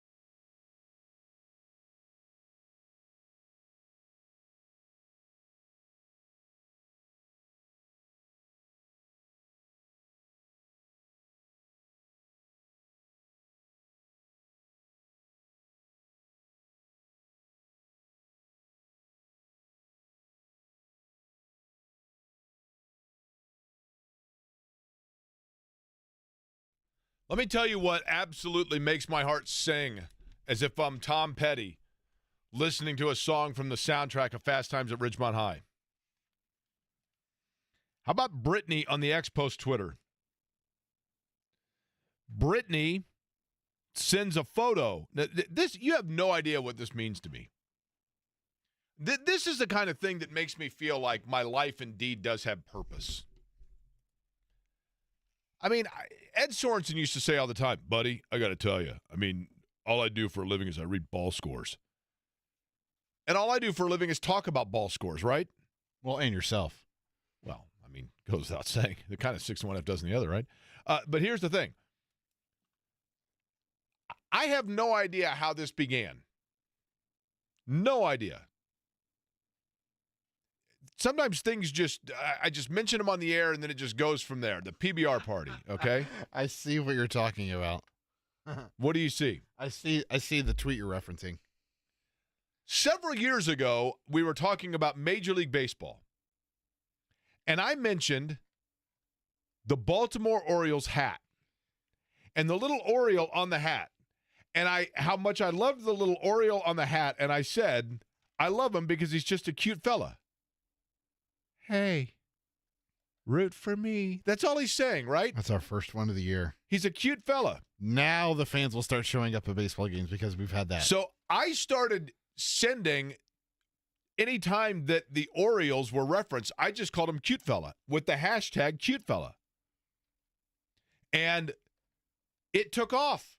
People started using it. And then IndyCar had a race in Baltimore going around Camden Yards, and I went into the official Baltimore Orioles gift shop trying to petition the folks to adopt cute fella. And I'm like, I'm telling you, it's a thing. Google or like do a search for hashtag cute fella on the X-Post Twitter, and you'll see people sending me stuff about the Baltimore Orioles because he's a cute fella. Then I found out his name is the Oriole Bird. Come on. He's a cute fella. But it's baseball season just getting underway. It's been a while. I just got the following post from Brittany, who apparently is at Camden Yards and sent a picture of the mascot with it saying, drove all the way from Indiana to say hey to cute fella, and then tagged me. Root for me. He's a cute fella, is he not? Yeah, the logo is certainly. Of the primary baseball hats in baseball, everybody's primary logoed hat, do you know the only franchise that does not have a letter on the hat? Ooh, this is a good one. It is a good one. Also a good one, speaking of Baltimore, not in Baltimore, but in that area in Washington, Alex Ovechkin is very close to surpassing Wayne Gretzky, the pride of Broad Ripple High School, for the all-time goals record in the National Hockey League. Now, here's the thing. There are people that will say, well, wait a minute. I thought Gretzky's record was untouchable. I thought for sure that Wayne Gretzky's record, everybody talked about how it will never, ever, ever, even no one is ever going to come close. Wayne Gretzky is the all-time leader and will be for the lifetime of anyone listening to my voice for all-time points in the NHL, which is the combination of goals and assists. Cardinals? No, the Cardinals hat says STL. Oh, the bird. The primary logoed hat. The hat that they wear more often than any other. Their main primary hat. If you look at the National Hockey League, I believe this is correct. Alex Ovechkin is, I believe, 3 goals away now from surpassing Wayne Gretzky for the most goals scored in the history of the National Hockey League. However, how many goals, do we know the total number of goals that will be? Give me 1 second. Yeah, and I'll get you the exact number. Because Wayne Gretzky, in terms of points, which is goals and assists, is so far ahead of everybody else, it is absurd. He's at 2,857 total points. The next closest, Jaromir Jagr, is at 1,921. Okay, in terms of goals, Wayne Gretzky, 894 in 1,487 games.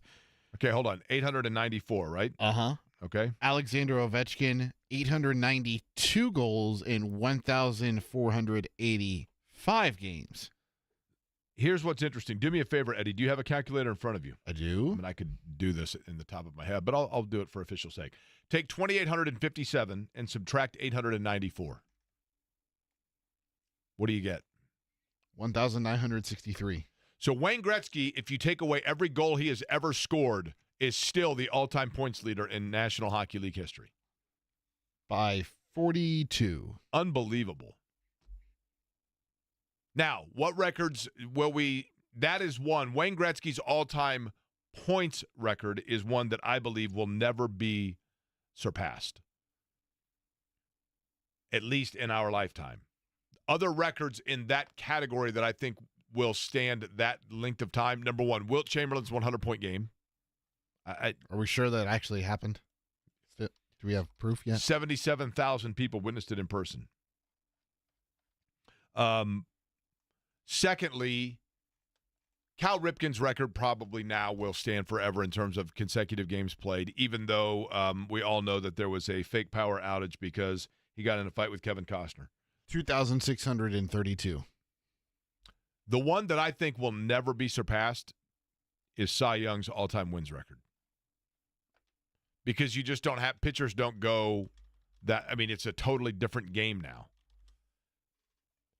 What is the – if you look last year, look up for me, it's 600 and something for Cy Young. What's the number? 511. Is it 511? Yeah. Okay. Last year, the Major League Baseball wins record leader was who? I'll pull it up.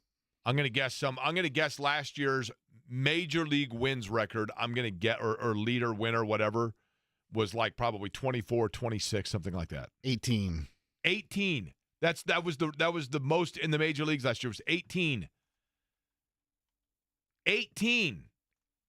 So if that pitcher replicates that 28 more times, they'll match Cy Young. Not going to happen. Simply put, not going to happen. He had 5 seasons with 30-plus wins. Well, I mean, back then you were pitching like 3 times a week, right? Oh, yeah. Sometimes consecutive games. I mean, yeah, Nolan Ryan's strikeout record will probably be never eclipsed for the same reason, because people just don't pitch the number of innings. Now, I've asked this, Eddie. I'm going to ask you this again since we're talking baseball, okay? Okay. How many pitchers typically do you have on a staff in the majors? So you've got 5 starters, so there's 5. 7 bullpen guys, so 12? Okay. So instead of 12 pitchers, 5 starters and 7 bullpen guys, why would you not just get 12 guys that are all good for 1 inning, and every single game everybody knows that they're going to pitch 1 inning? Instead of a guy pitching 7 innings, getting 4 days off, coming back, pitching 7 again, why not just have why not have a roster? I know this sounds crazy.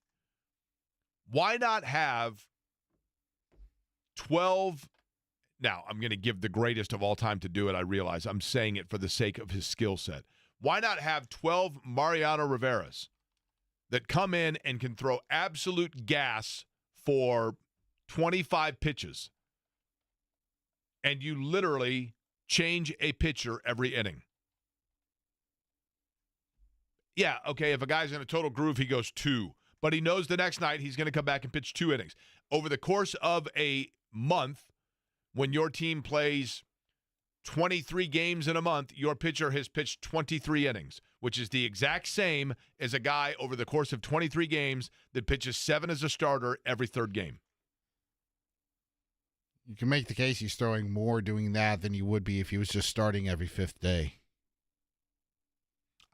Why? Because there's no rest for the arm? Correct. But he's only throwing 1 inning.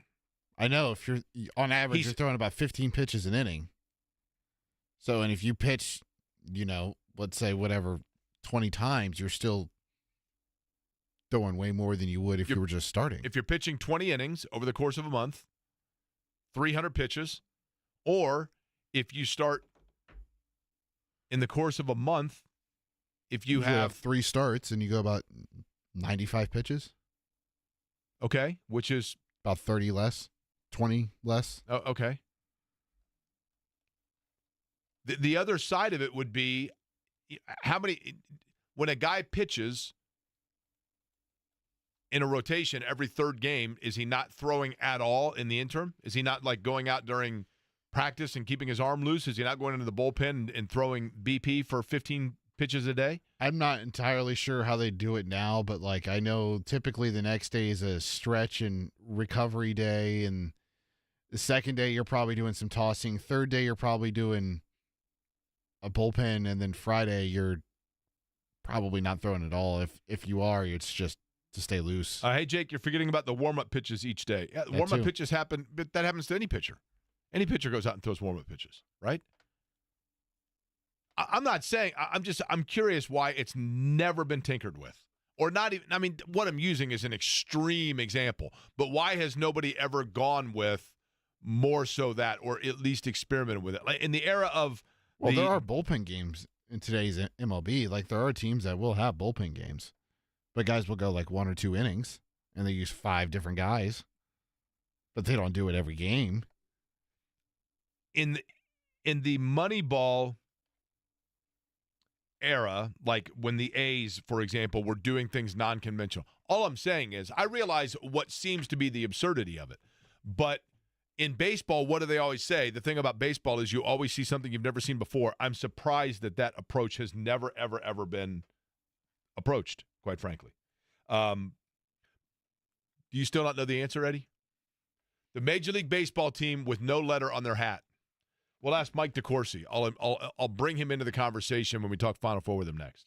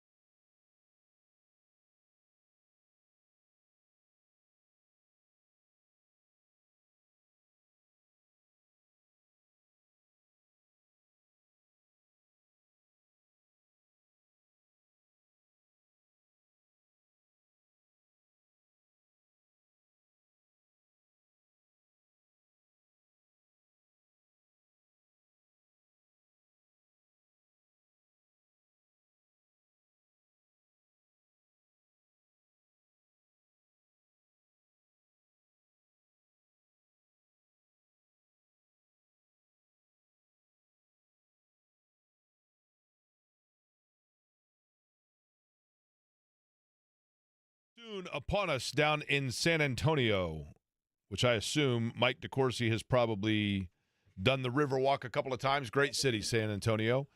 Auburn, Duke, Houston, all in the Final Four, along with the Gators of Florida. Mike joins us right now on the program on the always busy, available to be sponsored by your company, guest line. Mike, I'm going to begin before we get to the Final Four with this. I'm going to ask you as the phone a friend to help Eddie out here, because if I'm not mistaken, Mike DeCourcy, I know that you are the dean of college basketball writers, but you pay attention and peek in on Major League Baseball from time to time. Am I correct in that?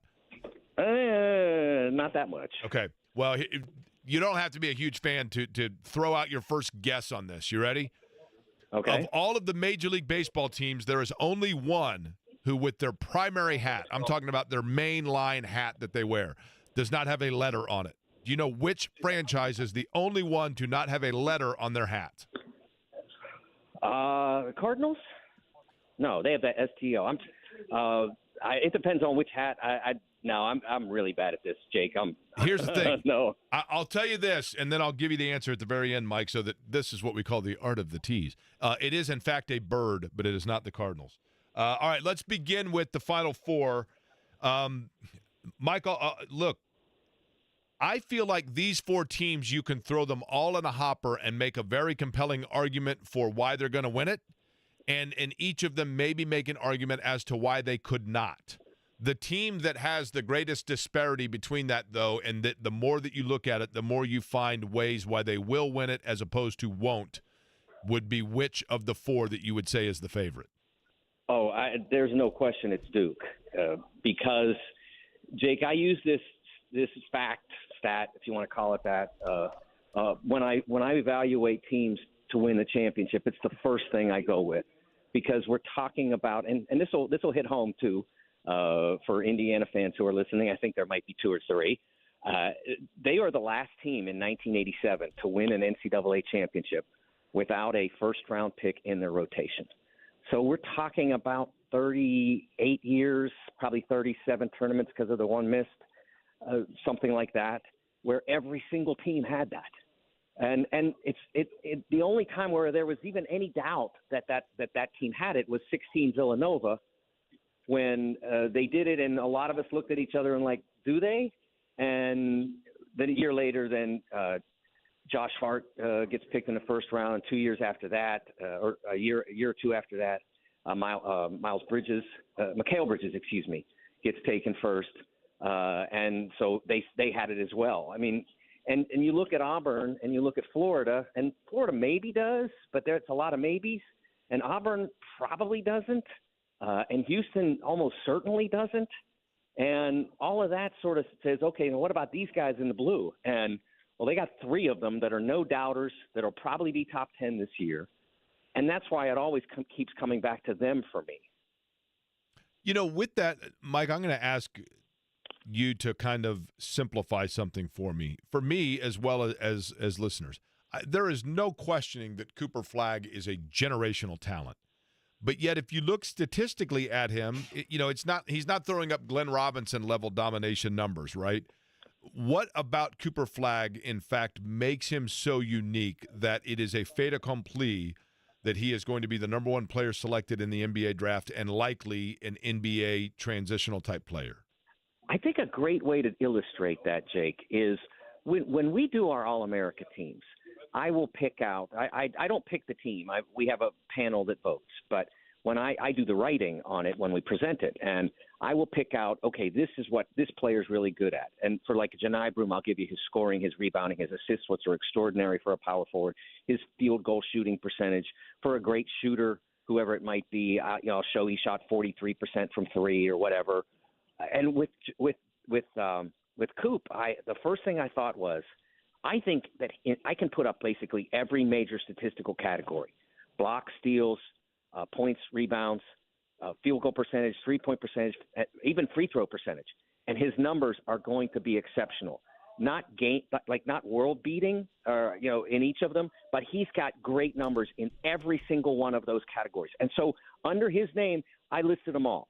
And it was a perfect illustration of how comprehensive his ability is. And that doesn't even get into the fact that He's one of when I worked with John Beeline last year at BTN, he's still there, and we just were on separate days this year. But he talked about the computer point guard. That's what he called some playmaker like Trey Burke, who processed information really great and got the ball where it needed to be. And Cooper's he's like a computer forward. He's always making the right play, whatever that play is. He has outstanding ability in so many areas. He's a very good three-point shooter, not elite.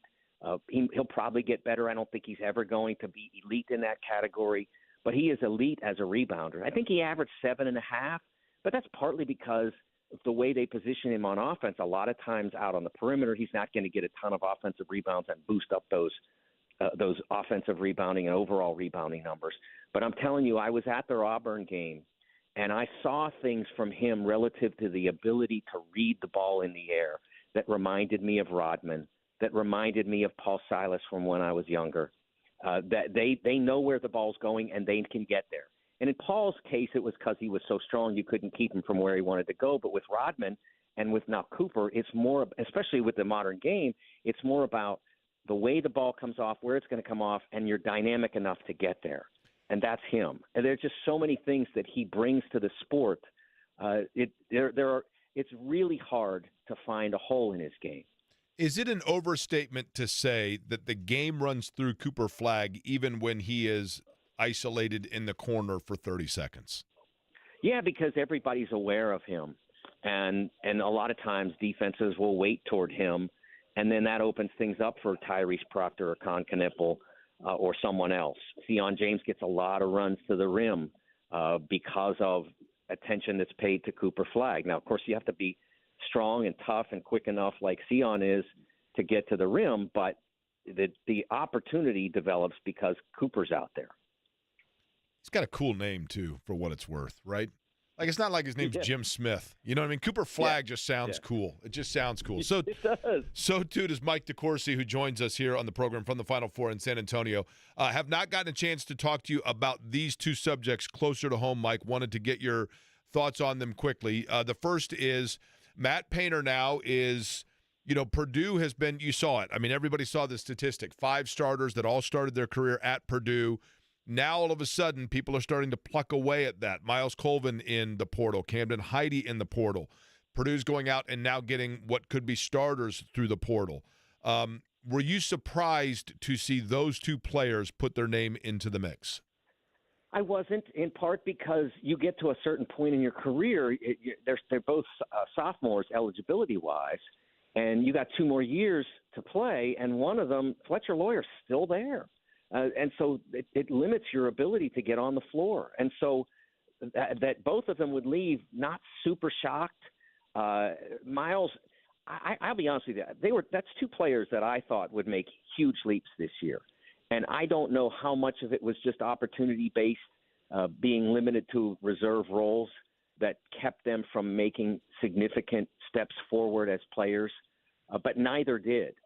Miles maybe even took a little quarter step back from where he was as a freshman. And so I understand that their circumstance basically – if they wanted to, they could redshirt and stay at Purdue or something like that. But, in today's game, that doesn't really make any sense the way it goes now. I think it would be great for either one of them to do that, but I can understand why with the opportunity not profound – that they would decide, okay, I got to go somewhere else so I can get on the floor. Mike, when you look at and listen, my understanding, Mike DeCourcy, of this is very vague at best, but it's my understanding that now for the first time, governmentally speaking, there is going to be some oversight into NIL and the transfer portal, et cetera, that is going to be voted on like this week and then would go into effect in July. And so therefore, it would be in the best interest of any young athlete to go ahead and try to cash in right now while it's still the wild, wild west before there's regulation. And that's why we're going to see more activity this year, presumably, than we will moving forward. Am I correct in that assumption or understanding? Yes, and maybe no. Yes, you are correct that is the way it's supposed to go. I still think, well, in the near term, that's definitely the way it's going to go. But I think in the end, I think that when you start taking away things that athletes or especially athletes in this modern age, you start taking away things they've had and limit them without them having that much input in it. I think that it goes back to court and 2025 NIL. I don't know exactly how to describe it. It's not what it was supposed to be theoretically. It was supposed to be, okay, Cooper Flagg can do a commercial for Allstate or whatever, or Gatorade. He can do that now. Or AT&T with the bingo thing. If you've seen that, it's pretty cool with him and his grandmother. That he can do that. And that's what we thought NIL was going to be. And then it's turned into what it really is, which is these collectives that ante up to get the athletes that they want. And I think if you try to take that away, and that's what this house settlement concept is supposed to do, I just think you're going to end up back in court and lose again. That's what I think. But in the interim, lots of schools are trying to use their resources to get in under the wire before that door closes, that door in the action movie that's coming down, and you have to slide under it before the door closes behind you. That's what they're doing. That's what every school that has resources is trying to do. And I think it'll come back around in a couple of years, but for now, it'll be the revenue share concept. And whatever you can make out of real NIL with your booster groups, and then it's going to have to be, in that case, it's going to have to be true market value, so to speak.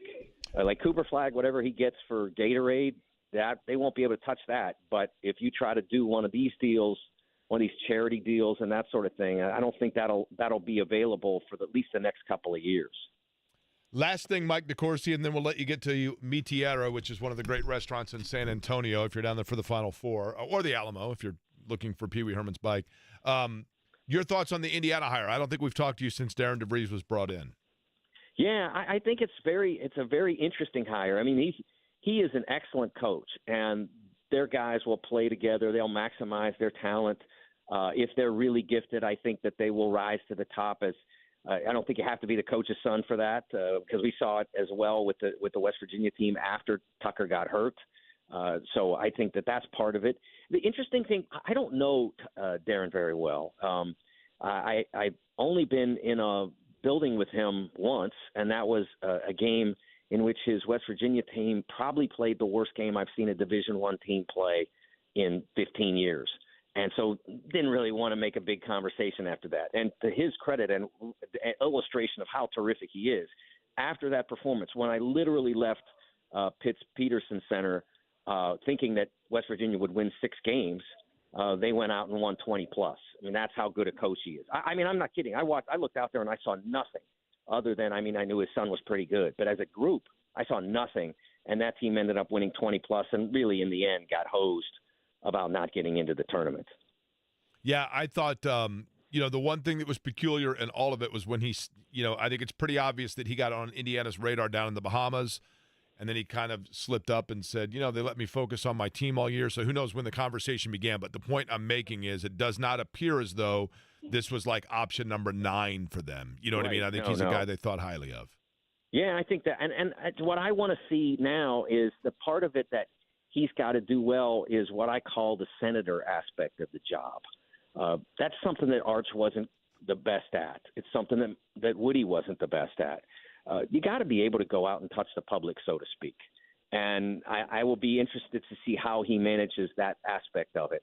And that public includes the high school coaches and the AAU coaches in Indiana, because it's still, per capita, so to speak, it's still the best basketball state. The great players are coming out of there all the time because basketball matters. Great athletes take it up. They get great coaching. They become Trent Sisley. They become Braylon Mullins. They become the Zellers, et cetera. There's nowhere else like that in America. And so it's important that he connect with those people as well. Mike, we certainly will be reading and looking for the coverage from the Final Four down in San Antonio. Appreciate you making time for us. And if by chance, when walking the Riverwalk down there or wherever you may be, if you see someone wearing a hat of the Toronto Blue Jays. You can tell them that is the only primary hat without a letter on it in Major League Baseball. And now, Mike DeCourcy, you can sleep soundly tonight with that information. Thank you for that. I really appreciate it, Jake. I appreciate it, Mike. Enjoy it, all right? You bet. All right, Mike DeCourcy joining us on the program. Eddie, you looked bewildered and perplexed with my answer there. Because I think it's the Orioles, too. You sure about that? I think they recently changed their hat to just the bird. Their primary hat. They have used, like in the Elaine Bennis era, they had just the bird standing. But the primary hat of the Baltimore Orioles is the cute fella. And the cute fella, Hey. the Root cute for fella me. is himself wearing a hat that says O's. It's very hard to tell, but there is an O on his hat. Semantics, yeah. Huh? Huh? See? How about that? Huh? You know, it's hard to tell. Semantics. It's hard to tell because the cute fella is a polite fella, and he's always taking his hat off to tip it to ladies and things of that sort. Uh-huh. Hey, root for me. That's all he says. The Oriole bird, they call him. I was in Fells Point in Baltimore, and then we went to Canton Square in Baltimore. I love the city of Baltimore. Love it. The history, the wire, I mean, all of it. I love the city of Baltimore. There are, and I'm not kidding you, I would like to know from other people. I would like to know if anybody else has ever experienced this. And what I'm going to say is going to sound really weird. And I ask that honestly, you don't take it totally literally in what I'm saying because I'm not like Sylvia Brown here. But there are two places on earth that I went to, in the U.S., I should say. There are two cities outside of Indianapolis that the very first time I ever went to those cities, I immediately knew where I was going and felt almost like I didn't want to go back home because I was going to be homesick from leaving it because Seattle is one of them. The first time that I ever went to Seattle, I remember someone saying, we need to go to Queen Anne Hill or whatever, and thinking to myself, yeah, it's right up here and then to the right and then straight forward. And I'm like, how do I know that? I'd never been here before. And I just felt like I was part of the neighborhood, like I'd lived there forever. It was very odd, but I felt very comfortable and at home there.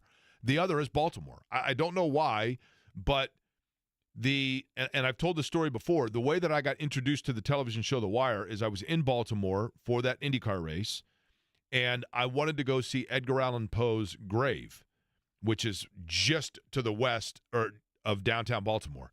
And when I started walking towards the grave, I saw a sign that said Edgar Allan Poe with an arrow. Well, what I didn't know is the sign was taking me to the Edgar Allan Poe Homes, which is the public housing section of Baltimore just to the west of downtown, which is where they filmed The Wire. The pit in The Wire is So I walked all the way through the Edgar Allan Poe Homes, and a young kid came running up to me and said, "Where are you trying to go?" And I said, "Well, I want to see the grave of Edgar Allan Poe." And he said, "Well, his house is on the other side of this area. I'll walk you through." And then he wanted me to tip him. He was a nice kid, actually. After the fact, I found out that that's where The Wire had been filmed, and somebody told me that, and that's when I began watching the television show The Wire, which I think further, got me interested in Baltimore because it is the most brilliant show that's ever been done. But I just loved the city of Baltimore. And so for whatever reason, I then kind of started following the Orioles and whatever else. But when we were there, and then I went to a couple of bars to watch the Orioles play on the road because they weren't at home because IndyCar was there. I got everybody using the cute fella mantra and whatever else, but I literally felt like I was in Broderpool. It was very strange. Now, have you ever, Eddie, gone anywhere where you felt that way about anything? Denver? About a place? Denver, a little bit. Okay. I get Seattle, but Cincinnati for me is the one where, it feels like I've been there. I mean, I've been there a million times, but it always feels like a second home whenever I'm there. Yeah, it is. Cincinnati, every single time that I go to Cincinnati, and you went to the Reds game 2 nights ago, right? Tuesday night. So, yeah, 2 nights ago. Every single time that I go to a Reds game, and I love going to Reds games, every time I do. You want to go to one? Yes. Together? Yeah, I'd go. Oh, nice. You can't sit in front of me. Okay. I want to see what's happening. Okay. Um, Can we take the Jeep? oh, yeah. You seem excited about riding in the Jeep. I just want to be a part of Uncle Jake's taxi. No puking in the Jeep. That's the only rule, right? No puking in the Jeep. That's right. Every time I go to Cincinnati and I get there, I think to myself, I can't believe how close that is. Mm-hmm. As a matter of fact, I had a couple of years ago, here's a little friendly tip for people. A couple of years ago, I was flying back from Dallas from an IndyCar race. Bad storms. There's always bad storms in Texas, always. And they were canceling flights and whatever else. Couldn't get anything. The only airline that was still flying, and they had a couple of flights left, was Delta had a flight to Cincinnati. And so I said, you know what, I'll do it. And I actually called my buddy Byron, and I said, what are you doing tonight? And he goes, nothing. And I said, good, you're going to drive to Cincinnati and pick me up at the Cincinnati airport. I flew from Dallas to Cincinnati. Byron picked me up. I'm not kidding you. To go from the Cincinnati airport, if you live on the northeast side of Indianapolis, like if you live in the Geist area or Oval, like Pendleton, or if you live certainly in Greenfield, to go from, and obviously on the southeast side, I mean, if you live, down near Brookville Road or something like that, to go from the Cincinnati airport to that area is not much further than if you lived in Fishers and had to go to the Indianapolis airport. I'm not kidding you. It was like maybe an hour, 55 minutes, something like that. How fast is he driving? From the airport, not from downtown Cincinnati. The airport's on 275 on the Kentucky side. Oh, so yeah. From there, right. So you get right on 74, and then from there to like 74 and 465 is probably right at 1 hour, 55 minutes, something like that. It's probably 70 miles. I'll give you a chance to out Byron of being some kind of, race car driver out there on the highway. He almost got you an FCC violation. Dayton would be the same if you ever in Louisville. I actually one time Doug Bowles and I got stuck somewhere and flew into Louisville, got a car and drove back. You forget sometimes how centrally located we are. Pacers last night. Couple of things that happened at the Fieldhouse. Number one, a game that was a great game that kind of felt like a ho-hum game, but it was a big one for Indiana, and a guy that maybe you didn't used to expect to rise to the occasion did exactly that. And then after the game, all hell broke loose. I mean, all hell broke loose. But the good news for the Pacers now is they are, depending on which way you want to look at it, 14 or 7 games up over 500. But more importantly, they have a magic number that secures them into the playoffs home court advantage of the playoffs. We'll let you know what that magic number is and tell you what happened last night next.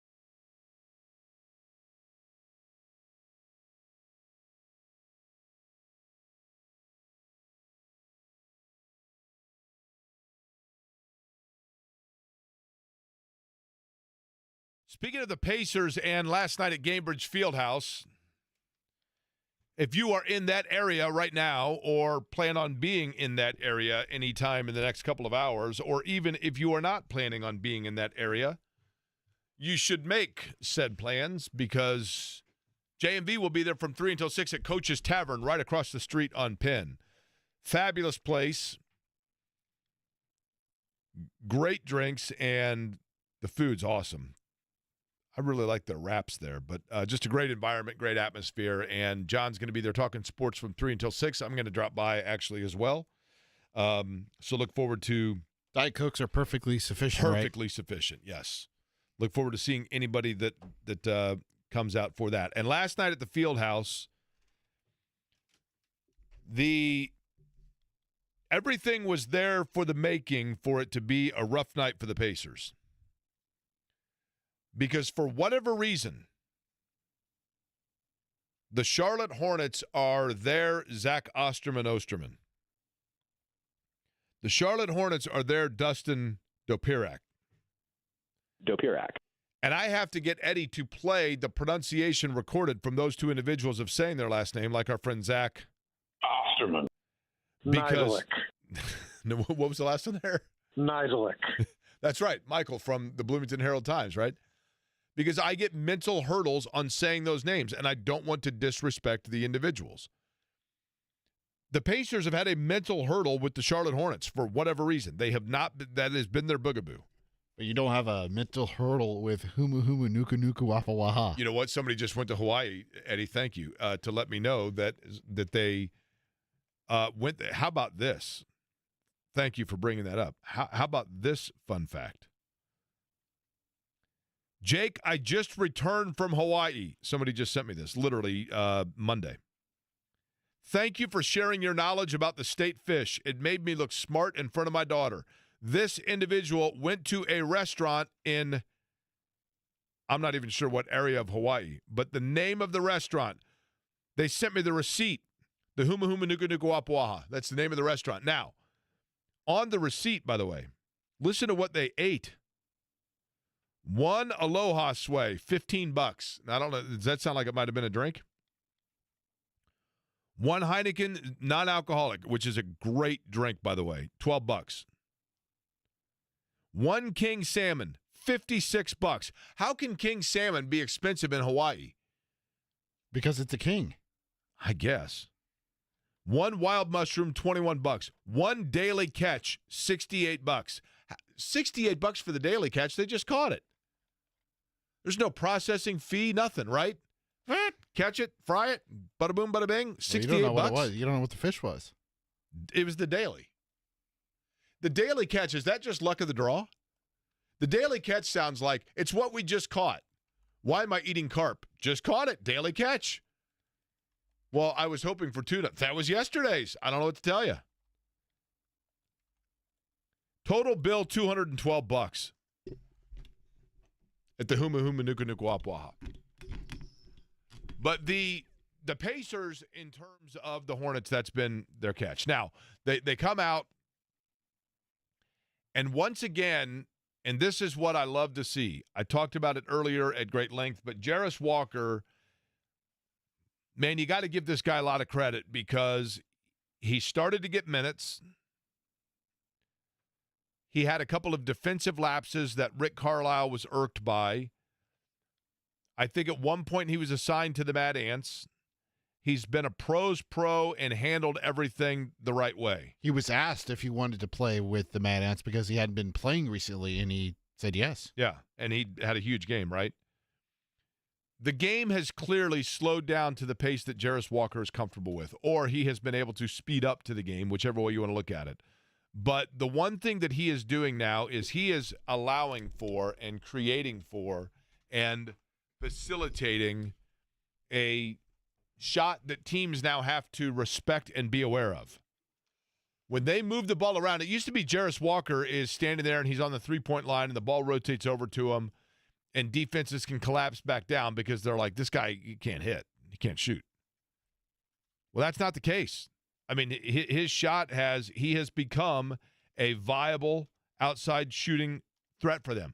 And one of the things actually that perhaps we overlook is, I hate to say this, as Jarris Walker's shot has come to him, it's kind of gone away from Ben Shepherd. And Ben Shepherd, while he knows exactly what his job is to do, which primarily is defend, but Ben Shepherd, in terms of his outside shooting, has become far less reliable of late. That's not to say that lasts forever, but that is where they are right now. The other guy for Indiana last night that was exceptional, and this is becoming more the norm, and I love it, I'm here for it, is Aaron Nesmith. Mm-hmm. Nesmith last night, he's coming off a game where he led them in scoring, and then last night, Nesmith again. He does a little of everything, right? 16 points, couple of rebounds, but what you don't see, and I know that this is like coach speak, the things you don't see in the box score, but his ability to keep possessions alive with a tap of the ball back into play, or saving an errant pass, or intercepting a lane defensively to cut somebody off, or to seal off an area where there's an entry pass that needs to be made. Those types of things, he just has, and again, buzzword, I apologize, but he has a very high, you can tell, basketball IQ. I think he has a high IQ in general, but just a very good sense from a basketball standpoint. Just does. And he is the kind of player that great teams have and need. And when you combine Nesmith with Walker's now newfound, and Walker as well, let's not forget, he had 6 boards, right? And can play a couple of different areas for you defensively. Getting good minutes from those guys is fantastic. And it makes up for the fact that, and Eddie, you tell me if I'm being too harsh, I feel like there has been, though, a little bit of a regression with Ben Shepherd. Agree or disagree? Not sure. Go back and forth. You don't think Shepherd's you don't think that Shepherd is, and you tell me, expand for me. Ben Shepherd in the last month to you has played at the level you expect, below the level you expect of him, or above? See, he's played at the level I expect on the defensive end, but below what I expect on the offensive end. It kind of tracks to similar to like last year, for example. It's like another rookie wall for Ben Shepherd where, he shot it at a reasonable clip, mid-30s, high 30s through the various points of last year. Then once it got close to the postseason, it kind of tailed off and he dipped down, and then he had like 1 or 2 good games in the playoffs against the Knicks, and then that was it. It's kind of like the same thing right now with Shepherd. I guess he's actually been a better three-point shooter this year than last, but it feels like that was front-loaded. It just seems like when the ball comes over to him now, more often than not, he is not hitting the shots that are coming his way. But I get also that he's not out there for that purpose. That's not his primary role. Here's January. So in January he shot 36%, February 33%, March in 17 games 26.5%. He shot 46% in 5 games in October and 39% in 8 games in November. One other thing that's weird about last night?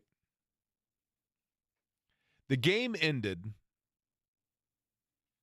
literally right as the storms were beginning. And I've said it 5 times today. I'm going to make it 6. For all of the sometimes sarcasm that we have about the weather people, not just in Indianapolis, but everywhere, like during the wintertime about snow, I thought this last night, it is unbelievable. Can you imagine what it must have been like to live in the pioneer days or back 5,000 years ago when, Jake? What's that? When? Live when? Right back. Back in my day, we walked uphill to school.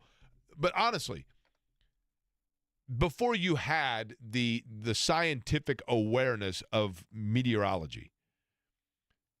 And to all of a sudden just boom. Like, I mean, you understand, quite frankly, why there were so many different, like, beliefs of the world and different things amongst Native Americans and things like that based on belief in gods of the sun and whatever else. I mean, you get it. But last night, all I could think to myself is, so the game had about 4 minutes to go. And we decided to leave only because... Who was with you last night, by the way? I didn't recognize the person. My buddy Steve Hurwitz. Nice. So it was probably about 2.5 minutes to go, we decided to leave. So we leave to kind of beat the traffic. And I was about 2 blocks from home on the near north side when literally the sky turned green and boom, like all the power went out. In the Meridian Kessler area, like power was out everywhere. Inexplicably, the only thing that had power was my building. Craziest thing ever. But power goes out and literally then all hell breaks loose. And I mean, it looks like Lieutenant Dan and Forrest Gump on top of Jenny 1, and there's just water and thrashing and wind. It was, I mean, I don't have to tell people. You all live here. All I could think to myself was, sometime on Monday afternoon, I started reading about severe weather in the forecast that was going to hit the Indianapolis area around 8 o'clock on Wednesday. And I'm looking at my watch going, okay, it's 5 after 9. They were off by like an hour. That is remarkable. It is incredible that we have people that have that ability to give us that kind of heads-up warning. And as soon as I got home, and I live in an old building, 100-plus-year-old building, and as soon as I got home, and you go down steps, and then you kind of go down through like a laundry area, and all of the tenants of the building were down hanging out in that laundry area, playing board games, and one guy had his pet in a pet carrier and whatever else, because the sirens were going off. I mean, how often do you hear the tornado sirens going off? They were going off, and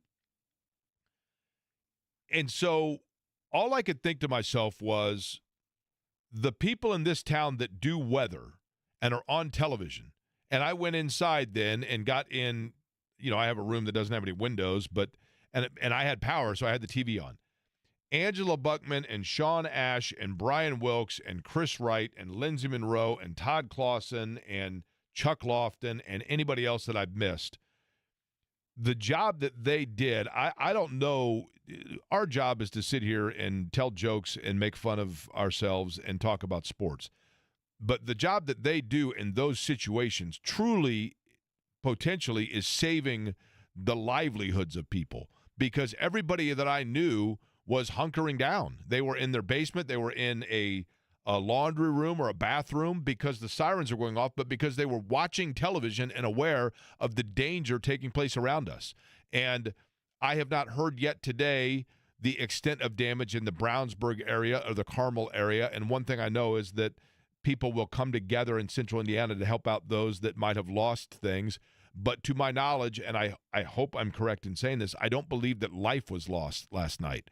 And that is a great testament to the advances, but also the incredible, passionate, and calm work of these people who kept us all aware of what was going on. I mean, literally heroes last night in Indianapolis. I just thought it was great. There also is, while you obviously hope that no one has damage, and you hope that no one is hurt, in those situations, there is a very, bond-like feeling citywide of knowing that everybody collectively is kind of going through the same thing and checking in on each other. I mean, the number of people I saw on social media and messages and whatever else of like, hey, are you good? My buddy Rolando that lives in Charlotte now texted me and was like, hey, I'm seeing are you okay? Everything going good with you? It looks like it's in your area. All of that, the best of us comes out. The best of us comes out in situations like last night. Hope we don't have to deal with that again for a long time. Now, Jake, here's my hard-pressing question. How was Boo doing during all this? Okay, so I got home, Boo the rescue cat. I got home, and I walked in, and usually he greets me, right? Yeah. And I don't see him anywhere. and I do like my call for him, and I walk around, and I'm looking, and I'm thinking he must be hiding in the closet. Poor little fella's probably terrified, right? Is it like a Yogi Bear? Oh, boo-boo. No, it's where's my booskers? Where's my boo? Just an Like that. average bear. So I'm walking around, and I'm doing that, and then I hear this like, meow, and I look down, and the little my luggage that I have laid out for the racing season, he loves sleeping on top of that. He was just completely racked out, totally unaware, completely chilled. I don't know if maybe he got in the liquor cabinet while I was gone, but he was totally fine, man. Or maybe he came over to the Garrison household. That's right. That's right. He kept saying something about watermelon. Did we have more tickets to give away, or are we complete for that today? We have a pair to give away. All right, today. so we're going to hand it off to John out at Coach's Tavern in just a bit, but we have tickets to give away for the concert, right? Yes. Concert for the Flaming Lips and Modest Mouse. And the telephone number, which is a new one, is 972-3005. This concert is August 18th at Everwise Amphitheater, courtesy of our friends at Live Nation. 972-3005. A little get to know your listener for the tickets next.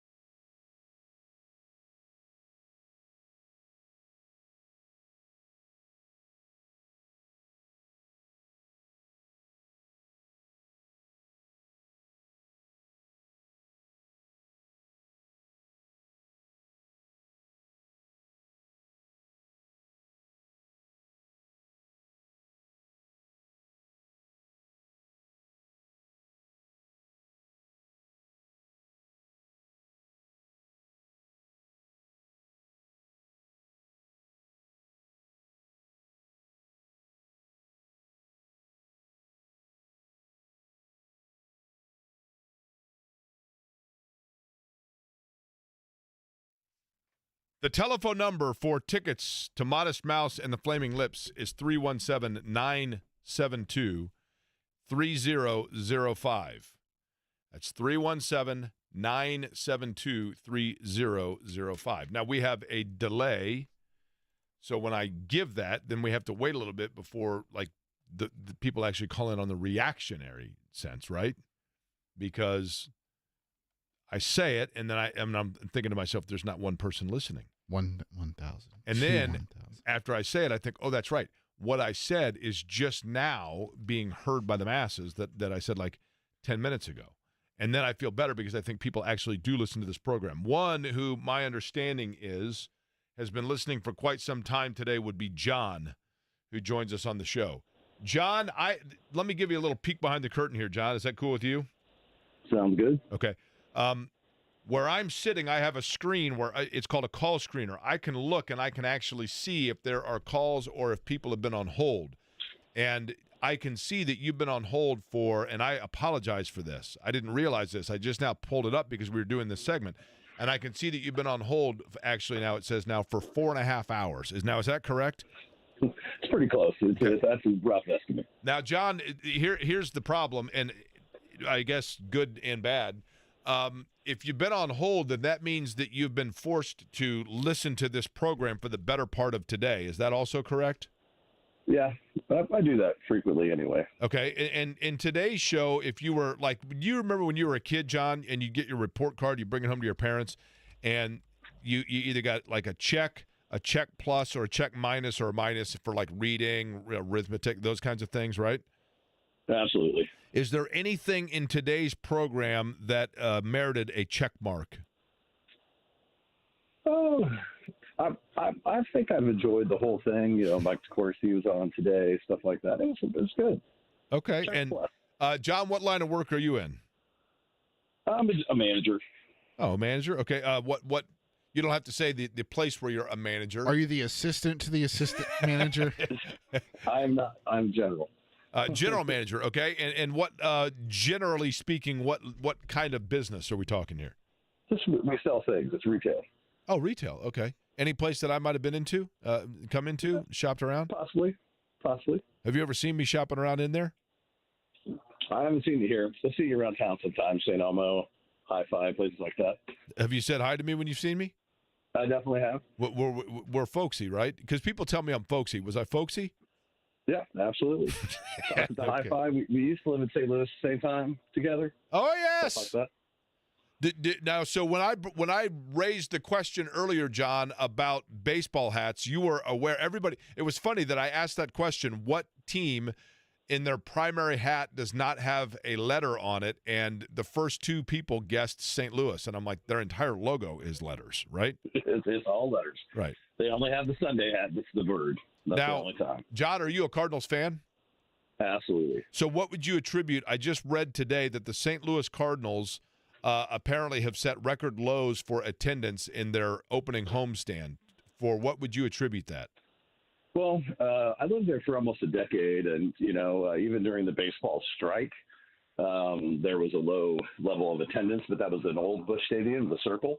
So when you start thinking about the baseball fan, when it's good, it's definitely good, and they sell out more than anybody. But when things aren't good, trying to get rid of Nolan Arenado and things like that, I think the Cardinal fans are a little disconcerted. But they're the best fans in baseball. They stand by through and thick and thin, and they cheer bunts. Yes, absolutely. Okay. John, lastly, I believe, if I'm not mistaken, and I'm going off memory here, the concert where I saw you at Hi-Fi would have been the Bodines. Is that right? Yep, that was it. I don't know if you've noticed this or not, John, but I have looked on their schedule. I don't believe they're coming to Indianapolis this year. I don't either. I'm thinking about going and seeing them in either like Wisconsin or Illinois. I think they put on a good show. I've enjoyed their shows. Oh, yeah. I've definitely been checking them out for the last 30-plus years. Well, you will be checking out the Flaming Lips and Modest Mouse on August 18th at the Everwise Amphitheater at the river, the White River Lawn, right across from Victory Field downtown. It'll be a wonderful night, and I know you enjoy music, so John, maybe I'll be there, and if so, we'll be folksy and stand and chat over a PBR or a Diet Coke, which is perfectly sufficient. But either way, I certainly hope you enjoyed the night, and I appreciate the fact that you sat through today's show. Yeah, thank you. Thanks, Jake. Appreciate it. All right, John is on his way, and that is how we do it. Speaking of John, by the way, JMV going to be at Coaches on Penn, right across from the field house, and I will be over there. I'm going to head over there. I've got to do something at the field house actually today, and we'll join probably right around 4 o'clock. Don't know how long I'll be there because I got a couple of things to do, but that'll be fun. But most importantly, you're going to be there to see John, I realize, and he will be talking about, I'm sure, last night's Pacers game as well as getting you set for the Final Four. Tonight, it's the NIT title game, 9 o'clock at Hinkle Fieldhouse. Honestly, and I know 9 o'clock's a late tip, but if you are in the area of Butler, I mean, Hinkle's awesome alone. But it is cool because you got two teams, and I know it. I mean, you're looking at it and you're like, Jake, Chattanooga and UC Irvine, why would Indianapolis residents care? Because it's college basketball and because they're playing for something. In UC Irvine's case, UC Irvine's case, they won 31 games this year and didn't get into the tournament. I mean, they feel like they got a little something to prove. And last year, and I know it was Indiana State, so that obviously is a totally different element, but that Indiana State-Seton Hall game, it was awesome. The environment was awesome because you had two teams that, yes, we like to call it the not-invited tournament, but for the teams that are in the NIT, try telling them that because they want a chance to win something and to build off something. And if you look at NIT championship teams, the number of teams that win the NIT and then – like a year or so later, you look at it, and, they built off of it. And there's something to be gained for that. James just arrived to produce JMV's show. James, I know yesterday the weather was terrible. And then I asked you, because you're part meteorologist, I said, hey, it's supposed to get bad tonight. And you said, well, it's really warm, if that means anything, which it did. What is it like outside now? Because we have not been outside. It's a little bit cooler than it was yesterday. When I was out, it was around 60. Is it dry? 65. It's a little, it's not raining right now, but it's still a little bit wet from last night. But, it's not raining is what I'm getting at, right? Yeah, not raining. Because I got a really bad feeling the next couple of days. I've looked at the forecast, and, the ground's already saturated. Then you get rain. I certainly hope flooding does not become an issue. Eddie, your plans for the night would be what? Not a whole lot. I have to go work at the other job tonight, so. Oh, really? Yeah. Are you enjoying the other job? For the most part, yeah. You got promoted, didn't you? No promotion, no. I thought you did. Not a promotion. Aren't you the assistant to the assistant manager? Not yet. If this girl can't smell your qualifications. Not yet. You know what? Because it's a little bit cool, but then all of a sudden if the weather shifts and it gets a little bit warmer when you get to work, you know what I would say as you're walking in? You got to ace that jacket. Okay, right? Well played. Well played. Yeah, nice job. What about you, Jake? What are you doing the rest of the night? Only you and I know the nuances there, what we're talking about with the Fast Times at Ridgemont High. We are going to dinner, I think. Who's we? I was not invited. This is how things work in our relationship. Mine and your. You see how this works? You see this, James? He said we're going to dinner and didn't even tell me about the plans. The text says, do you want to go to dinner? I said yes. Shannon said, okay. Upland or Drake's? Oh, Shannon. Okay. And I said, Drake's sounds good. Are you sure she's not going to Coach's Tavern to hang out with you and JMV? Well, as soon as she finds that out, I can rest assured, guarantee probably she will be there. But I will be there sometime around 4. So going to go to the field house, pick up something, and then head on over. So look forward to seeing everybody out there. Again, John's going to be there from 3 until 6. Coach's Tavern. We will be back with you at noon tomorrow. Thanks again to Tony East. Thanks to Mike DeCourcy. And thanks, Eddie, for putting it all together. We'll do it again tomorrow at noon. I thank all of you for listening to Query & Company here on 93.5 and 107.5 The Fan.